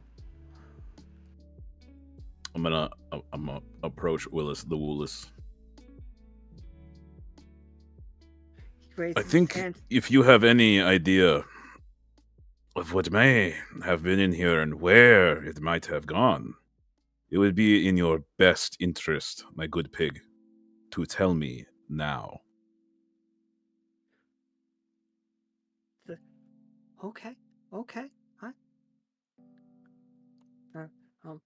It wasn't me. It wasn't me. But my grandfather's grandfather. Also, Namak, I don't think that you would care about the lengths of their lifespan, but you do know that the sheep and the pig people only live for about 10 to 15 years. Mm-hmm. So, like, generations have happened. Makes sense.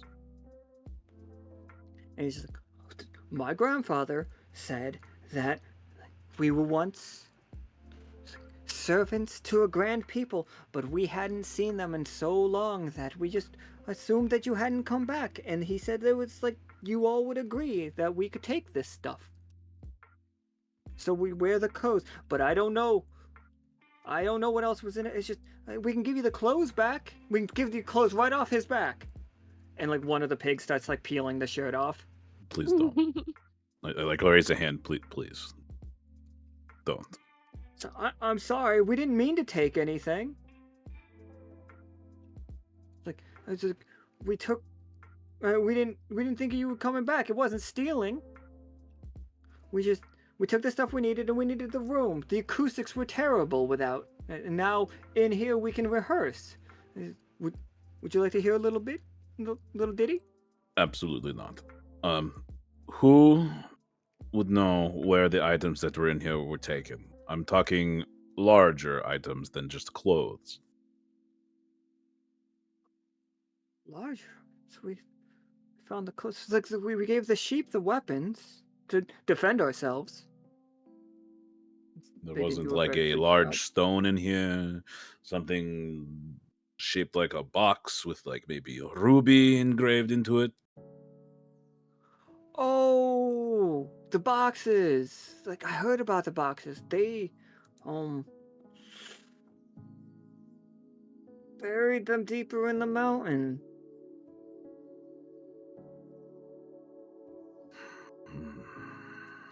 They were in the way. It's like we didn't need them. We couldn't get them open.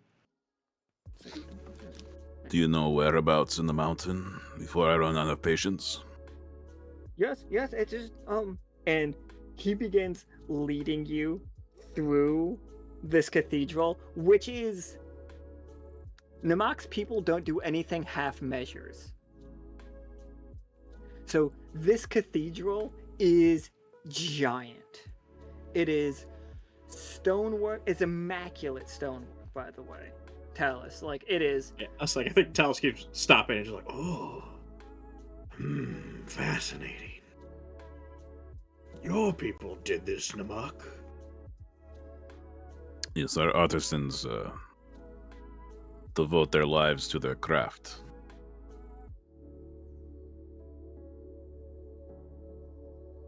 I see.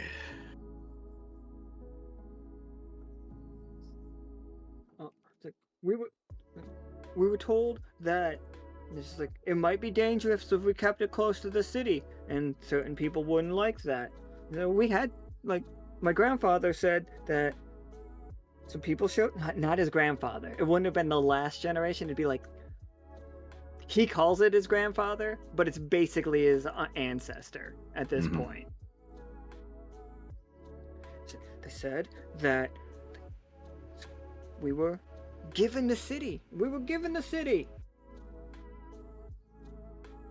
They said we just had to protect it and make sure they didn't wake up. That's all. We promised we weren't going to do anything to them.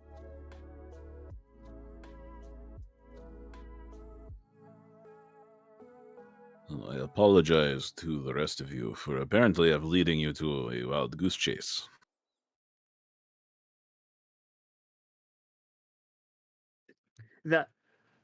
All three of them like slip a little bit. There's a goose?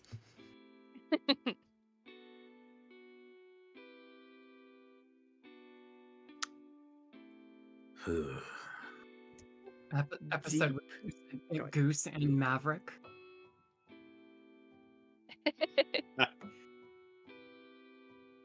Deep under the and goose.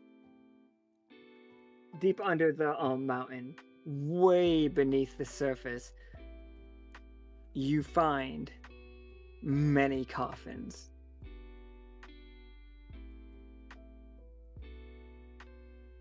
Each of them with a crystalline red salt cover. Namak, there are words carved into these coffins. Words that you cannot immediately decipher. I just have one question for you, Alan. Yep. Does this reek of bureaumancy? Oh, it stinks of it. Like, Aoife? Mm-hmm. These are very similar words to what you just saw in our speakeasy scene. Yeah, so something that she saw 6 months ago and has she had a chance to research it a little bit and figure out who was responsible? Yeah, you would know it was the Awlchemists, and you would know it as a bureaumantic trap. Okay. This is a trap. If you try to open these, you could undo all of them.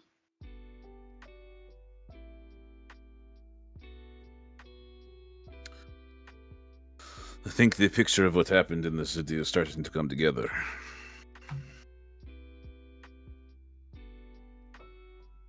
Seems the alchemists are more crafty than I ever imagined.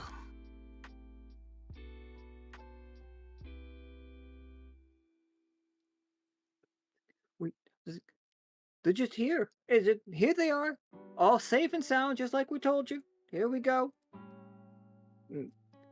The city's safe. We're safe. Everybody's good. I'm gonna turn to Aoife. Does the words on here prevent them from being moved? Well, they were moved. I think it prevents them from being opened without dire consequences. I'm gonna look at Willis the Willis. Do not let anyone come here until I deal with these.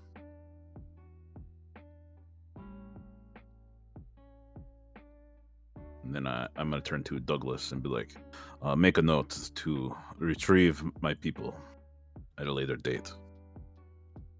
Makes a note. She's like, it's gonna be pretty hard to move these things through all that sand.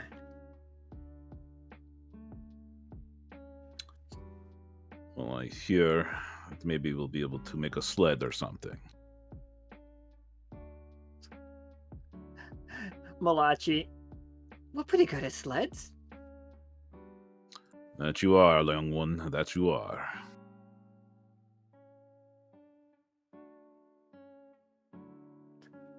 Willis looks over at you all.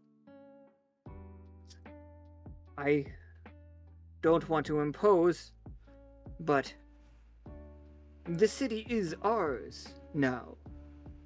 Your people have been gone far too long, and we will fight for this city if we must.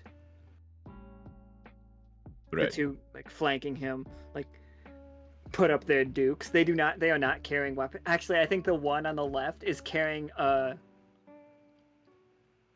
weapon incredibly similar to yours, Namak, but you can see food stains on it. Mm.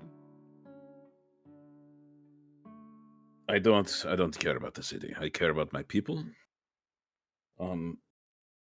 Is there a library or record storing area of some sort in the city that is very old?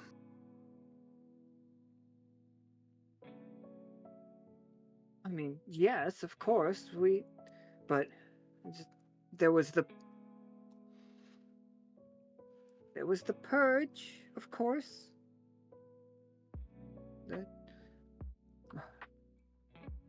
They didn't want to start a panic. If people knew that you were just going to eat them, nobody would live here. Then who would grow my food?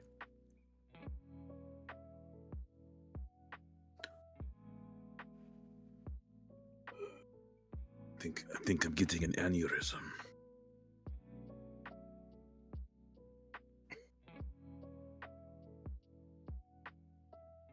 If we go to this library, is it going to be like the other room? Yes, it is. Oh, well, there's going to be new stories. Basically child stories. Okay. Stories that tell the sheep that we are supposed to live here. We give thanks to the Woolus. Okay. Oh, No. so like propaganda. Yeah, exactly. We've got a good thing going on here. Don't ruin it for anybody. The Woolies stay outside. They live their lives. They make us food and they give it as a gift.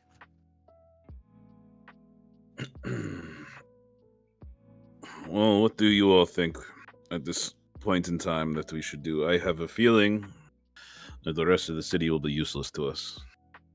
Potentially. Willis, where exactly did all of those books go that you needed to be rid of?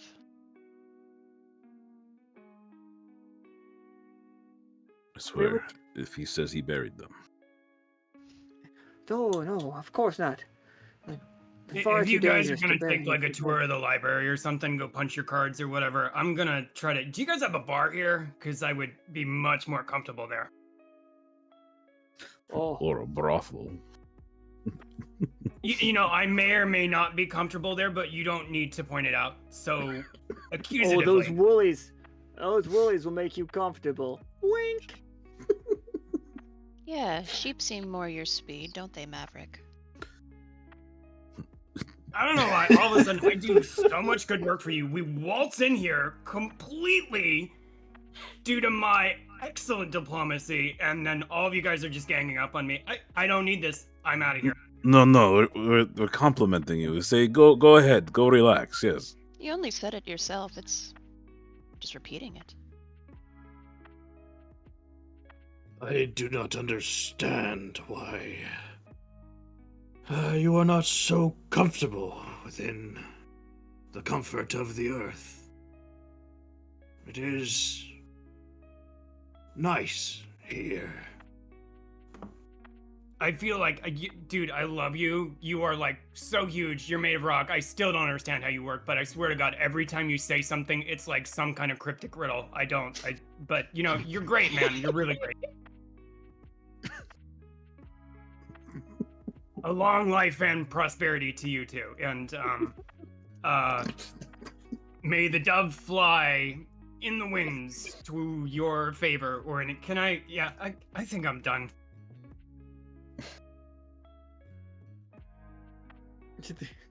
The idea of just like trying to make up a thing that resonates with Talus. May the dove fly in your favor. Did it resonate with you, Talus? Yeah, Talus, how's it working? Do you want me to roll? Charm. You can, sure. Such a way with words, you do. If it's a No, it 20, is. if it's a 20, I'll cackle. I'll also cackle and respond accordingly. You know, I'm doing a tag point for this. I'm doing a Yeah, tag for point. Let's sure. go.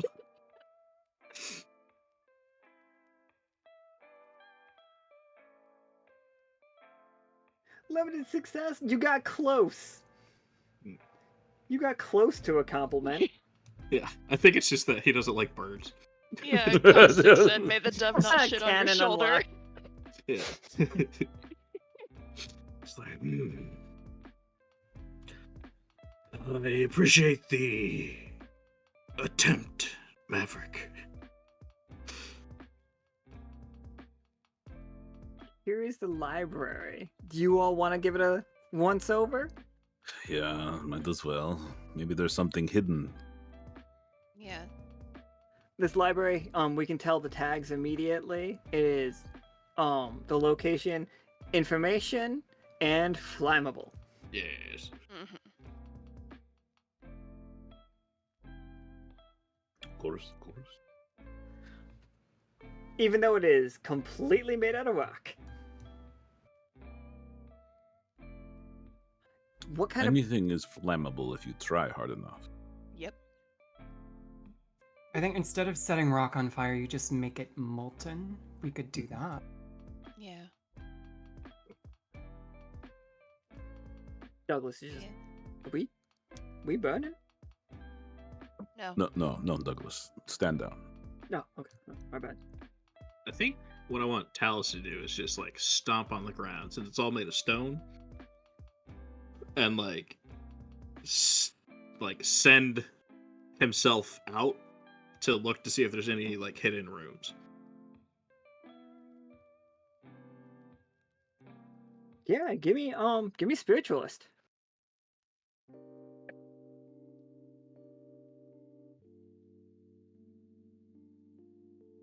With a 13, that's a success. Well, limited success, but still a success. There are no hidden. There are hidden rooms. There's a bunch of hidden rooms, like all over this place. This place is gothic as fuck. Some of the the hidden rooms are only activated by a book on a high shelf that is taller than all of the pigs and the sheep. But if you pull it, it does swing open, and you see just also just been cleared out of things. Like somebody has ransacked this place. It is incredibly obvious that somebody is trying to keep information back. Hmm. I think as Talus is doing that, he stops and lets it echo for a bit, and he's just says, There is much to explore. and he'll go over and open one of the rooms, and then as it's empty, he'll go, There may not be as much to explore as I originally thought. Oh my god. Hmm. I would like to try and sense out if there's any ancient blood in any of these books. Oh, for sure. Give me an occult. Mm-hmm. Spend the tag point for these. Loving the 13s today. Lots of 13s today.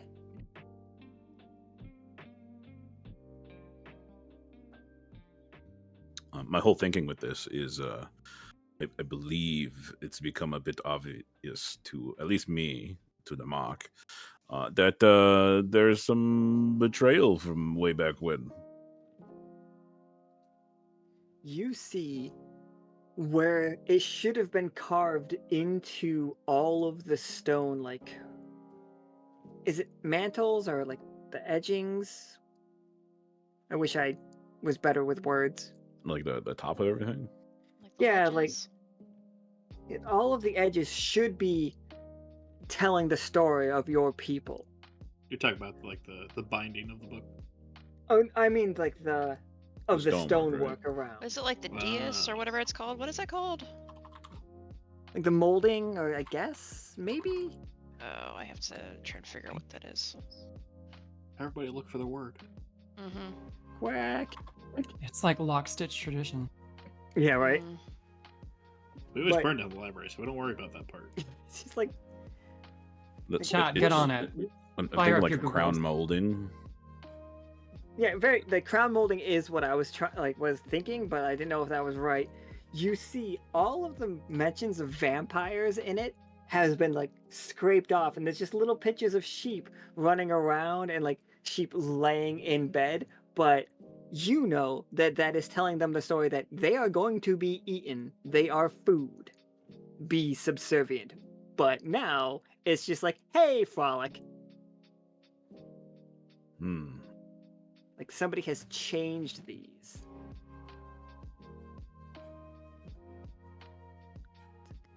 And at like the books here, you do not feel blood, but something feels wrong in some of these books. And here's our selection. Like everything tells us like how great the Woollis are. And he holds up the power of the Woollis, and like the place of the Woolly. He holds up a book that's just like the Woolies.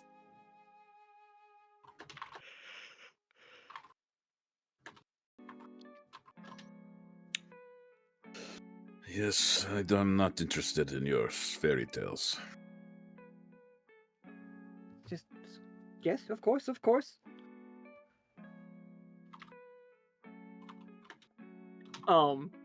Maverick.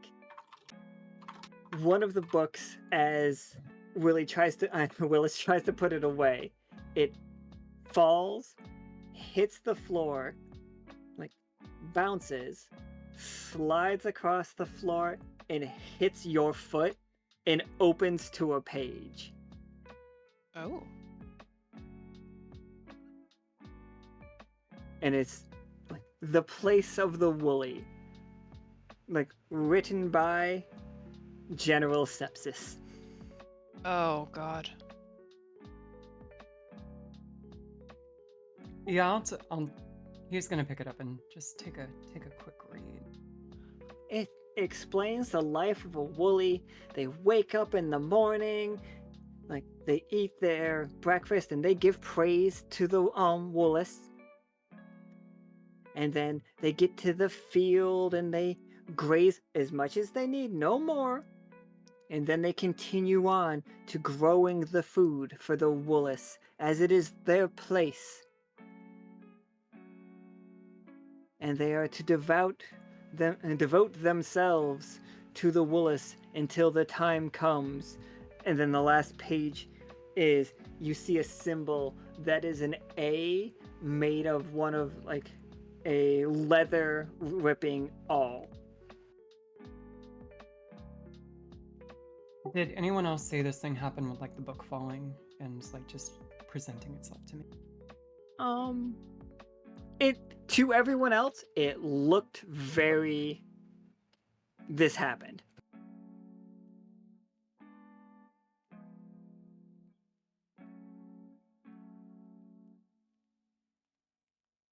Hey, you guys, check it out. I was looking over in this section over here, and I found this really interesting subject. Aoife walks over.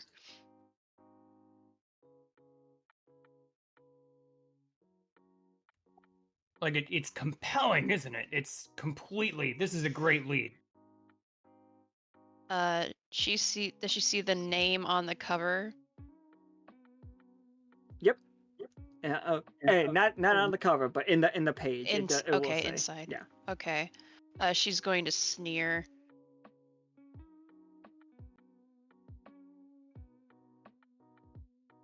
So, another thing to bring up at our meeting. What did you two find? We have a Just horrible rule- storytelling, like run-on Yeah. sentences. It's just I'm not an author, but I've read better books.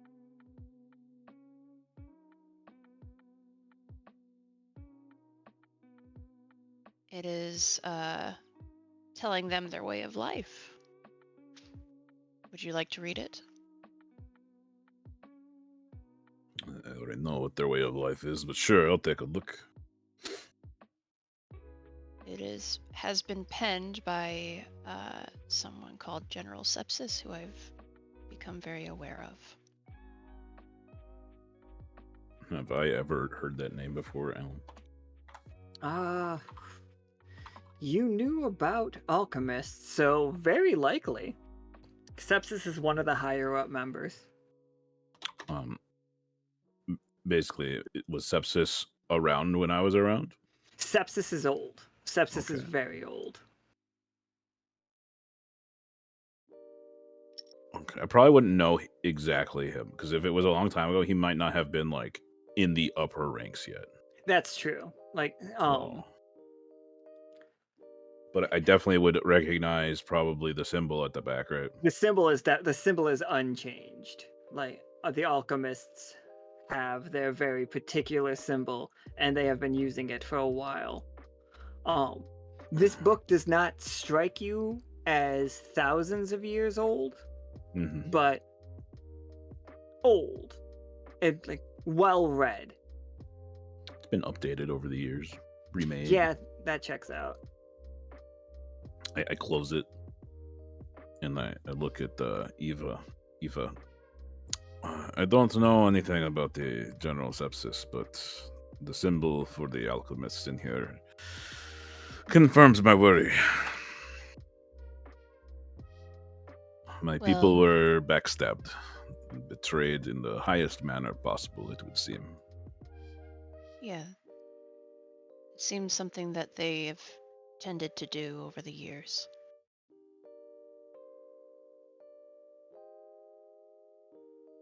Douglas nods as his little exposition factory goes. It's just, did they fear you? Did they worry that once they got you asleep, they could keep you there? They desire control.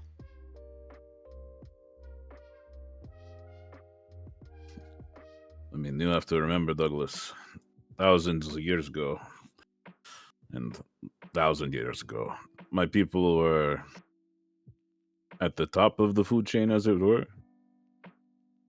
As we will return you to, sir, your rightful place. In terms of bodily strength, the people of this age are much stronger in body, in health, than they were 1,000 years ago. So I think, especially for the alchemists, that we definitely were a threat.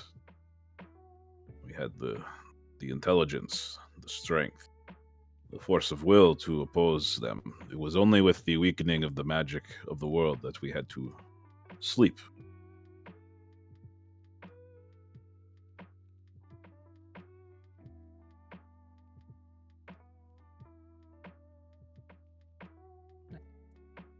Douglas just nodding along. He's just like, of course. If you were a threat to them, put them to sleep. If you could consume them. But what have they been doing in your downtime, sir?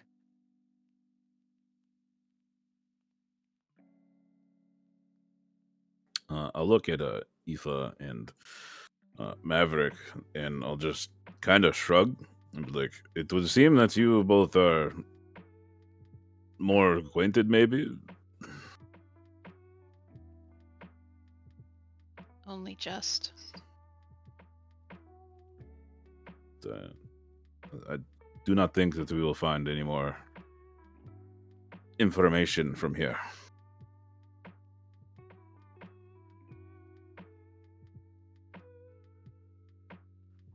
No. Willis. Seems Go ahead. sorry. Go. Continue. No, Oh. you go ahead.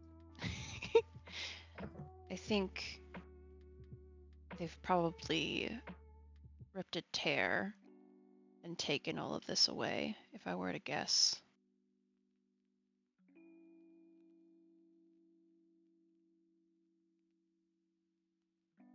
Yeah. Do Yeah. you have anything that you would like to try to roll to try to find that tear? Gosh. Like trying to. I almost want to use cursed because they were the last people to own her. Yeah, I know for that sure. that's not in my advantage, but like it might be interesting, so we'll see how that goes. Oh, well, you succeeded either way. You can feel, like, around here the energy of the alchemists. And as Talus has opened the secret door, you can feel it right back there. It is not a spiritual thing. It is not a magical thing. It is a reality warping thing. It is not an open door, but a door that could be opened. They have ripped reality asunder multiple times in this location to step through and continuously update and keep track.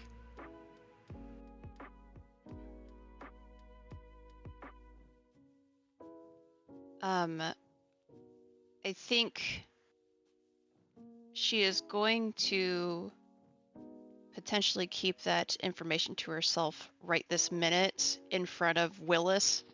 Like, I feel like she wants to be with the group and away from these three before she shows at all that she is aware of it, so they can't warn them if they show up again. Like, oh, they know where it is. Yeah, for sure. I can get these guys out of your hair right now. Like, Okay. bloop. They're like, we have to go have lunch. And she's like, we are out where the woolies are. This is gross. We're gonna go back into the church. All the pig people live in the church, by the way.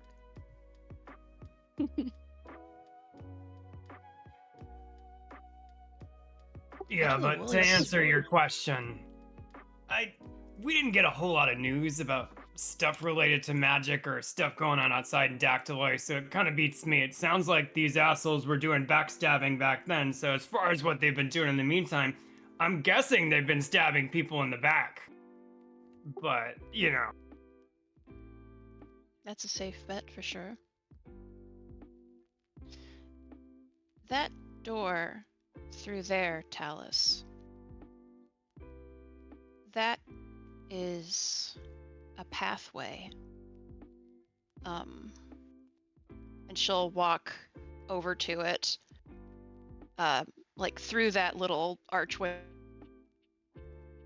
or whatever that was pushed open, and kind of like reach out with her hand and kind of feel at where the reality has been warped, to kind of like help them visually see what she's talking about in a way, like even if they can't see or feel it, I don't know.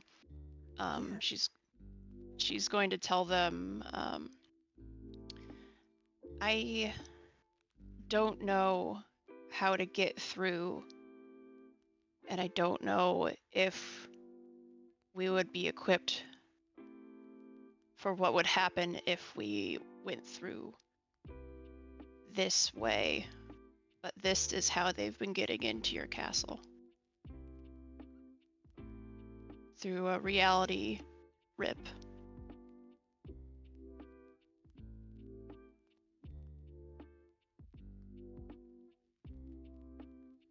So, canonically, you all would have had a crash course in... Except for Maverick. Maverick was hired outside, which is why it makes perfect sense that he just never paid attention to people using magic. So, you other three did have to quickly go through a crash course at the academy. Like, you're powerful enough that you don't have to go, you didn't have to like graduate and stuff. You were just powerful enough. People that want to join the crew can join the crew. Like, that is something we have just established and we like it. But if you wanted to, you could take the elective that is Stitchcraft. So any of you could be carrying the stuff to seal up things like that. I feel like Talus would take every single elective that he was allowed to. Yeah, I That kind of think of makes the so same much thing. sense. And why wouldn't the seal want to seal things up? But Yeah, absolutely. So you all would have in your pouches silver thread and a silver needle. Okay. I definitely keep that in a very good pouch. Yeah, Namak is weak to silver. Ooh. Yeah, that's an old vampire weakness. Don't throw rice in front of him. It'll take all day. You'll have to count all of it. I'm just really good at counting. See, there's this thing you can do where you round up. Yeah. It's a secret. How many is I there? learned. Well, it's about 1,000. What? That count? It counts. Yeah. Oh god, what movie was that? It was really funny. Where somebody threw rice in front of a vampire and it was like a comedy and they're like, oh yeah, it's blah blah blah blah blah, and then they just walk over. I think Doctor Who did the thing with that. Oh yeah. For some reason I felt like it was anyway. So with our understanding, our Newfound light knowledge. our light understanding of Stitchcraft, I think that we need to figure out what to do with this sort of pathway that's been ripped open and closed again in reality. Well, we're aware of it. I don't think the alchemists are aware that we're aware of it. Unless they are aware of that, we're aware of it. Well, that we're I not feel aware of that it. they would probably try to hide it better. Good point. There's nothing saying we have to step through this right now. We can return probably at a later date and investigate this further. Yes, but what would you like to do now? I do believe that there was a way to make a door of it ourselves. Put a lock on it from this side that we can open at a later time. That would be clever. We should do that then. That seems like the best option here, yes? Yes. If anyone is looking at Maverick, his face is like he's like the kid at the adults table and he has no fucking clue what anybody's talking about. Very well, I will go and do this. Oh, And I'll just like strut over there. God damn it. Clearly, I am the best for this job. I studied Yeah. it quite well. Yeah, okay. Don't even have the overconfidence flaw or anything. No, close. Nah. I'm not full of myself at all. Oh my god, you do have the conceited flaw. Yeah, And he's full of other people because he's a vampire. God, I Exactly. feel like I need Talus to be there too with Perfectionist. Oh, yes. Just be like, you gotta do it right. If you're not gonna do it right, I have to fix it right now. Please, I'm quite ill equipped to do it myself. You don't have to butt in here, Dallas. Oh, my goodness. Just like a Oh, fine is this piece like a of art. Lockstitch thing? Because I got all the training. I'm probably the best person for the job here. Maverick, I thought you were gonna go to a tavern or something. The Please, Dry please. County. I can do this all myself. Talus, you're butting in my space. I simply want to watch. And if you misstep, I shall step in. But I won't, so you don't need to be here. All right, Namak, start us off. Roll us 2d20 and take the lowest. All right, God. let's see if I can roll a 1 again, baby. Oh, God. I'm so nervous. Okay. Tough choice. It's not perfect, Talus. You have to fix it.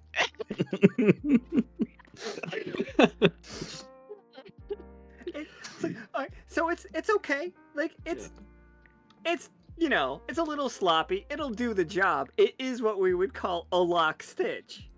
But come on. Take some pride in your work. Yeah, I have an idea if it goes terribly wrong, but he's just gonna step up and he's just like, I would have suspected more. Oh, my God. From Looks great. What are you talking about? the quality of artistry I've seen from your people. Here, let me show you how it's done. Oh. All right, let's see the rolls. same thing. Now it's perfect. Maverick, you have no idea what they're trying to do. But you know you can do it better. All right, boys. Oh, Big stony shit. paws are in the way. I don't know what you're doing. You have to know that I am a certificated holder of a graduate. I've got the graduate certificate from my 3-week night course on Stitchcraft, and yeah, this is child's play. Oh, sure. Go ahead, Is just Maverick. silently watching in horror.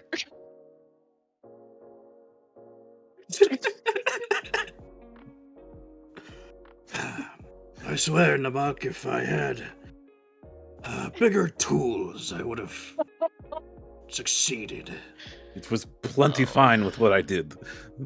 You two are just messing it up now. So I've clearly made it worse. I'd like to point out that all 4 of these rolls are flaw rolls, including Yes. the one that found this.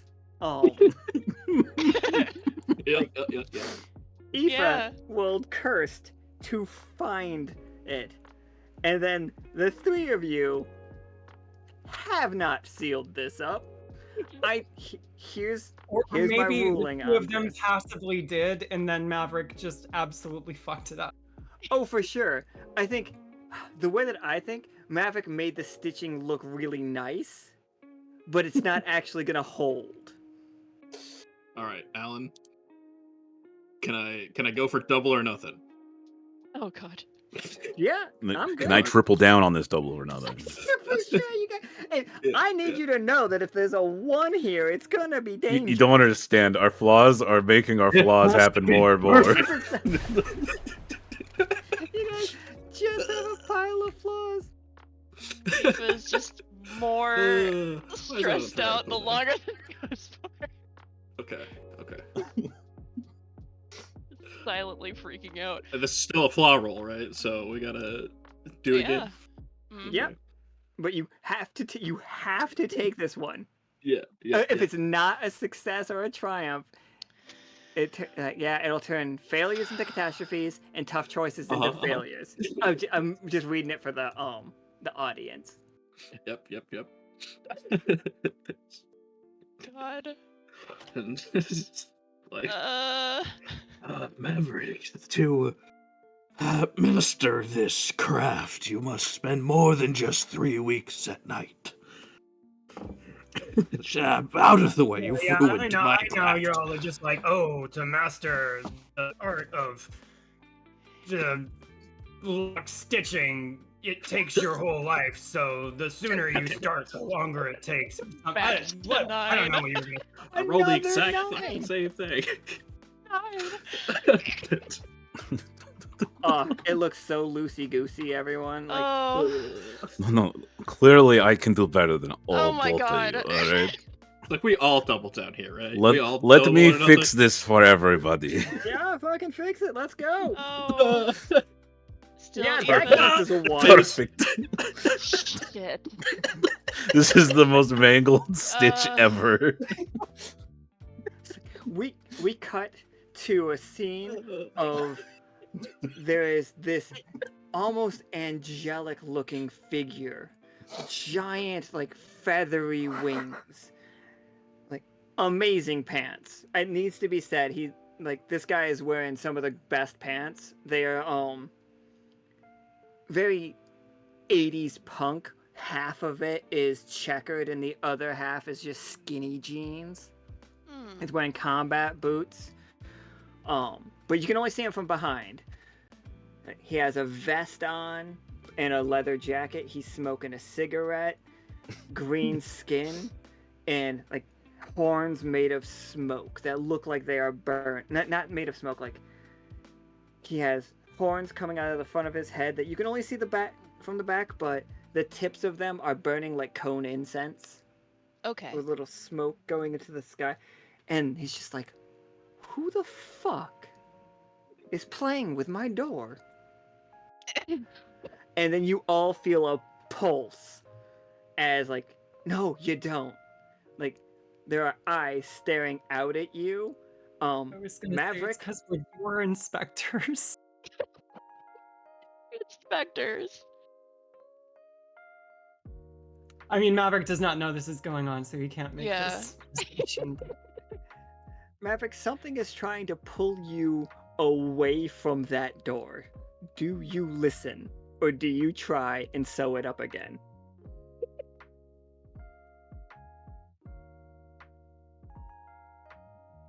Do you mean like physically, or I just have like a bad intuition? Bad intuition. Like, something in the back of your mind is just like, this door is dangerous, something is watching. Okay, you know what?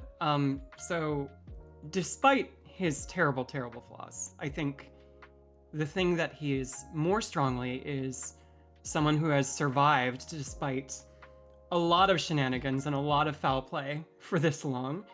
And it's not because he doesn't listen to that feeling. So he's going to make an excuse and not. I mean, like, I guess that's good enough. I mean, I could do better, but I don't want to show you guys up. It's probably just poor form as a colleague. No, it's like you said, it's good enough. I did a great job. Yeah, that's not exactly what I would call you got good enough, great job, not exactly equivalent, but I mean, yeah, no, you did great. Right? It's perfect, right, Talus?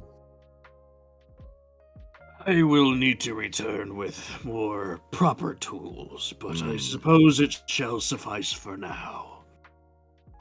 See? And all this time, Aoife has just been watching them argue and try to mess with this door this entire time. Aren't you glad you pointed out to us? Yeah. I would like to try once. Absolutely. Double of nothing is up, though. So if you roll a failure, it is another one. Oh.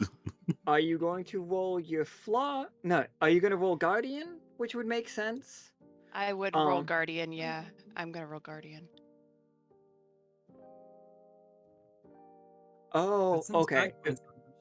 Oh, the next roll over a 1 because of Vatna's donation is a 20. As long as you do not roll a natural 1. Yeah. Which Your would be third really natural funny. one of the game. Yeah, as long as you don't roll your Yeah. third natural 1, as long as you don't stay on a streak, Mm-hmm. you will seal this up. This is going to be the best one I have ever seen. This is I gonna be the know, best this one. is gonna be Yeah, the yeah. tastiest goddamn one if I get a 1. Oh my It's god, I'm the so nervous. quadruple down, Oh my god, it's going to be quintuple so down. nice. Okay. Okay, okay. Eva Really just shows us expecting all it. up. Yeah, she just waited until you guys stopped fighting so she could get over there. The only one that actually paid attention in class. No, I paid attention. I just don't have the right tools, obviously. Keep telling yourself that, Tails. Talus standing there with a needle for his size. Like, looks like a crochet hook. Hey, don't worry, buddy. Like they said, it's not about the tool you got. It's how you use it, right? Right? Yes. It's like, I saw how you used that tool, and it I was think my favorite part embarrassing. about Aoife is I can't tell if she gets any of the innuendo. She's just taking them all like purely literally. Like, yeah, no, that is correct. And you'll never know. I want to add the flaw watched to Namak and to Talus. Okay, You got it. I'll write Is that down. Perceived. It's very meta. You are watched. It can't look out of this anymore because we have this one perfectly sealed up. But anytime, both, like, They both turn to like a proverbial fourth wall and they're like, chat, is this real? Hold on. Whoa, what was that? Cat, Just we had a were almost weird cooked. sensation from you. Good thing Aoife had the Riz to seal this up. Dab. She truly was aura farming here. can Hero Malachi's points were just up. like rolling his eyes. She's like, these fucking old. Like, how old are you? God. My skibbity Riz is out of this world. Oh my god, Jesus, It's Mom. like we're straight out of Fucking- Ohio's GAT. Yeah. Yeah. I've been told about GAT.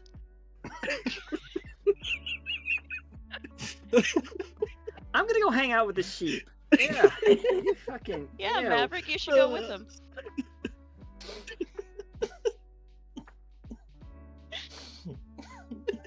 And with that, I think this episode comes to a close.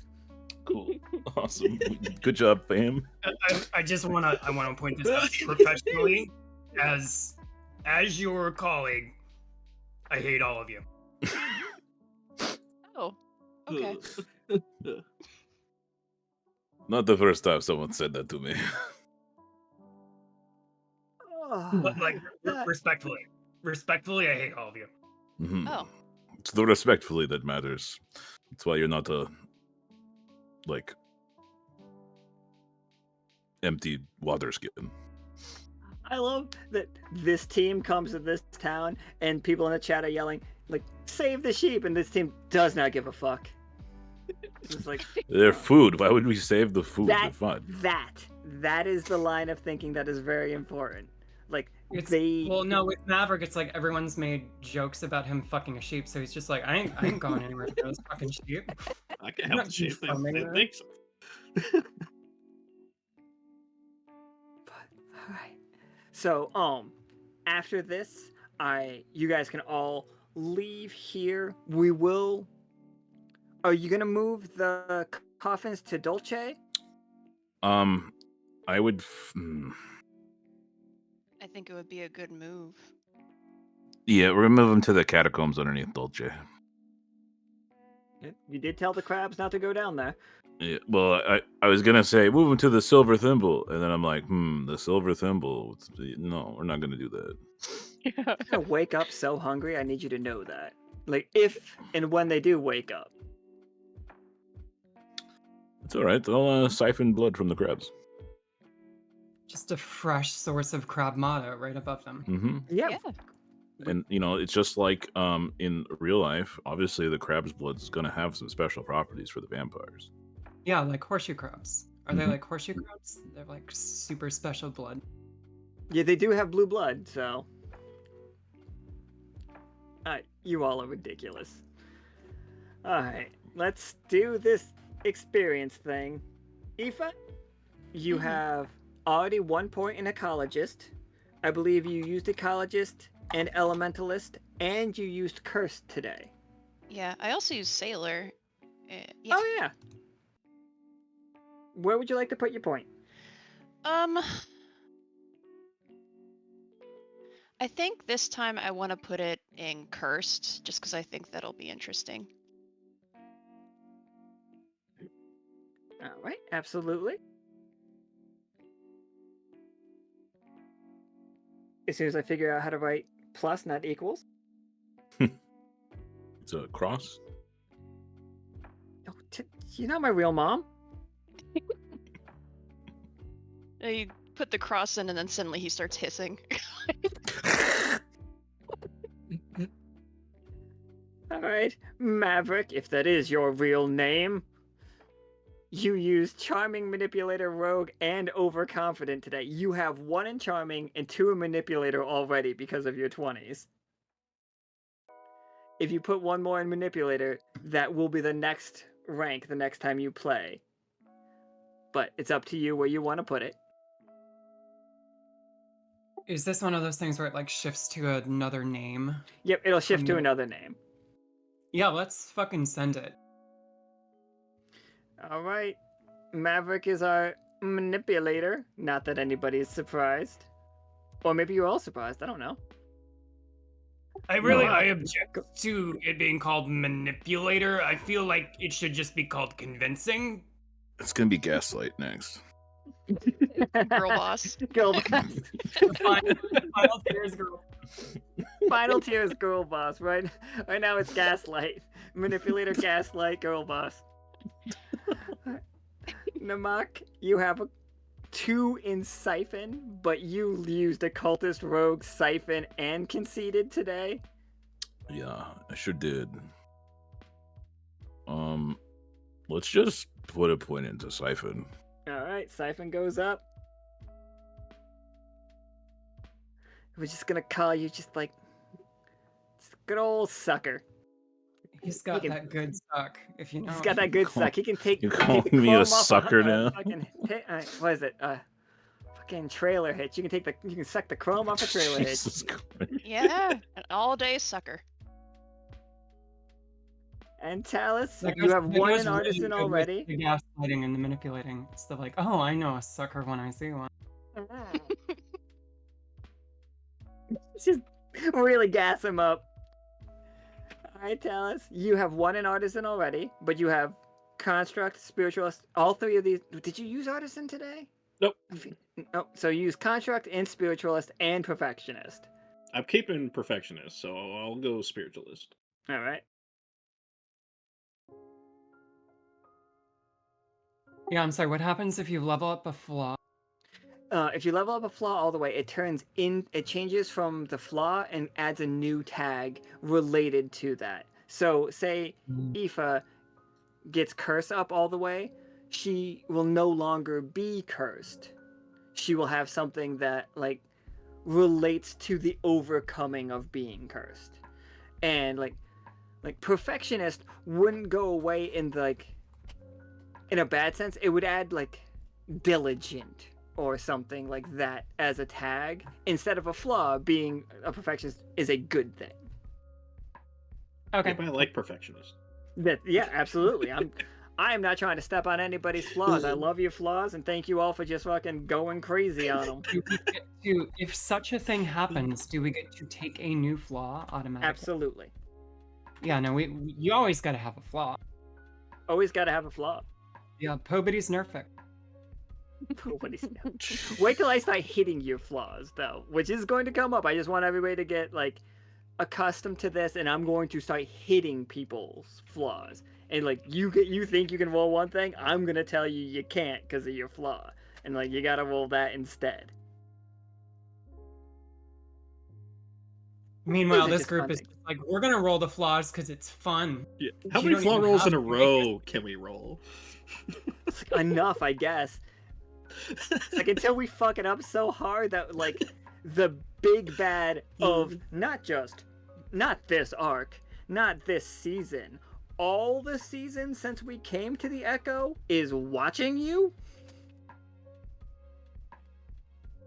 That's the second time that he has done that though. He's also looked at Rennick. He looked Rennick right in the eyes. I think he looked at Karam as well.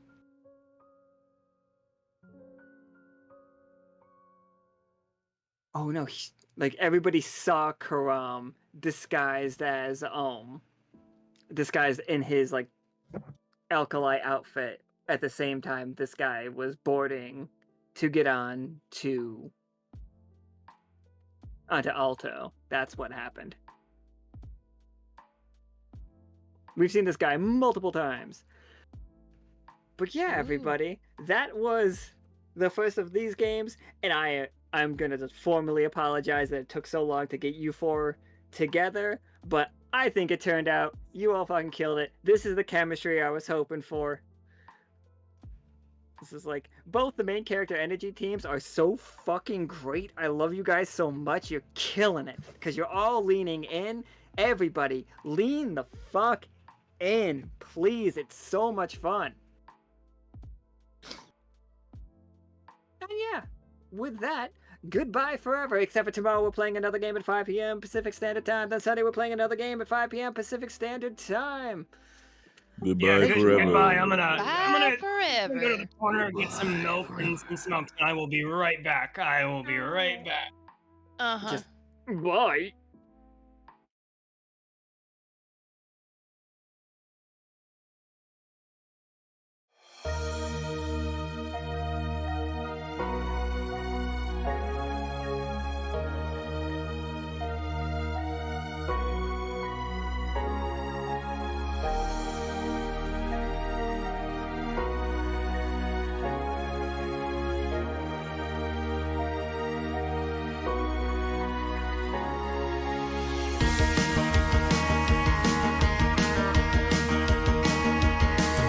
Through tangled paths and mysteries, working side by side, we weave a chart when none to be, sailing day and night. Luminaries chase the truth through boundless wisdom keen. Through tests and trials, they'll guide the crew to sights yet to be seen. Raise the banner, let it fly. United we stand tall. A spirit bold and a courage bright to answer echo's call. Adventure waits for nobody, so rally up the crew. Sailing towards our destiny, we know just what to do.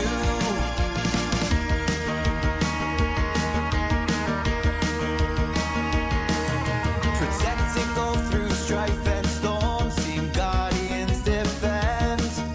Their mission pure, their promise sworn, steadfast till the end. Mysticians seek what lies untold, with spells of newfound lore. Lighting paths and opening gates to magic's very core. Raise the banner, let it fly. United we stand tall. A spirit bold and a courage bright to answer echo's call. Adventure waits for nobody, so rally up the crew. Sailing towards our destiny, we know just what to do.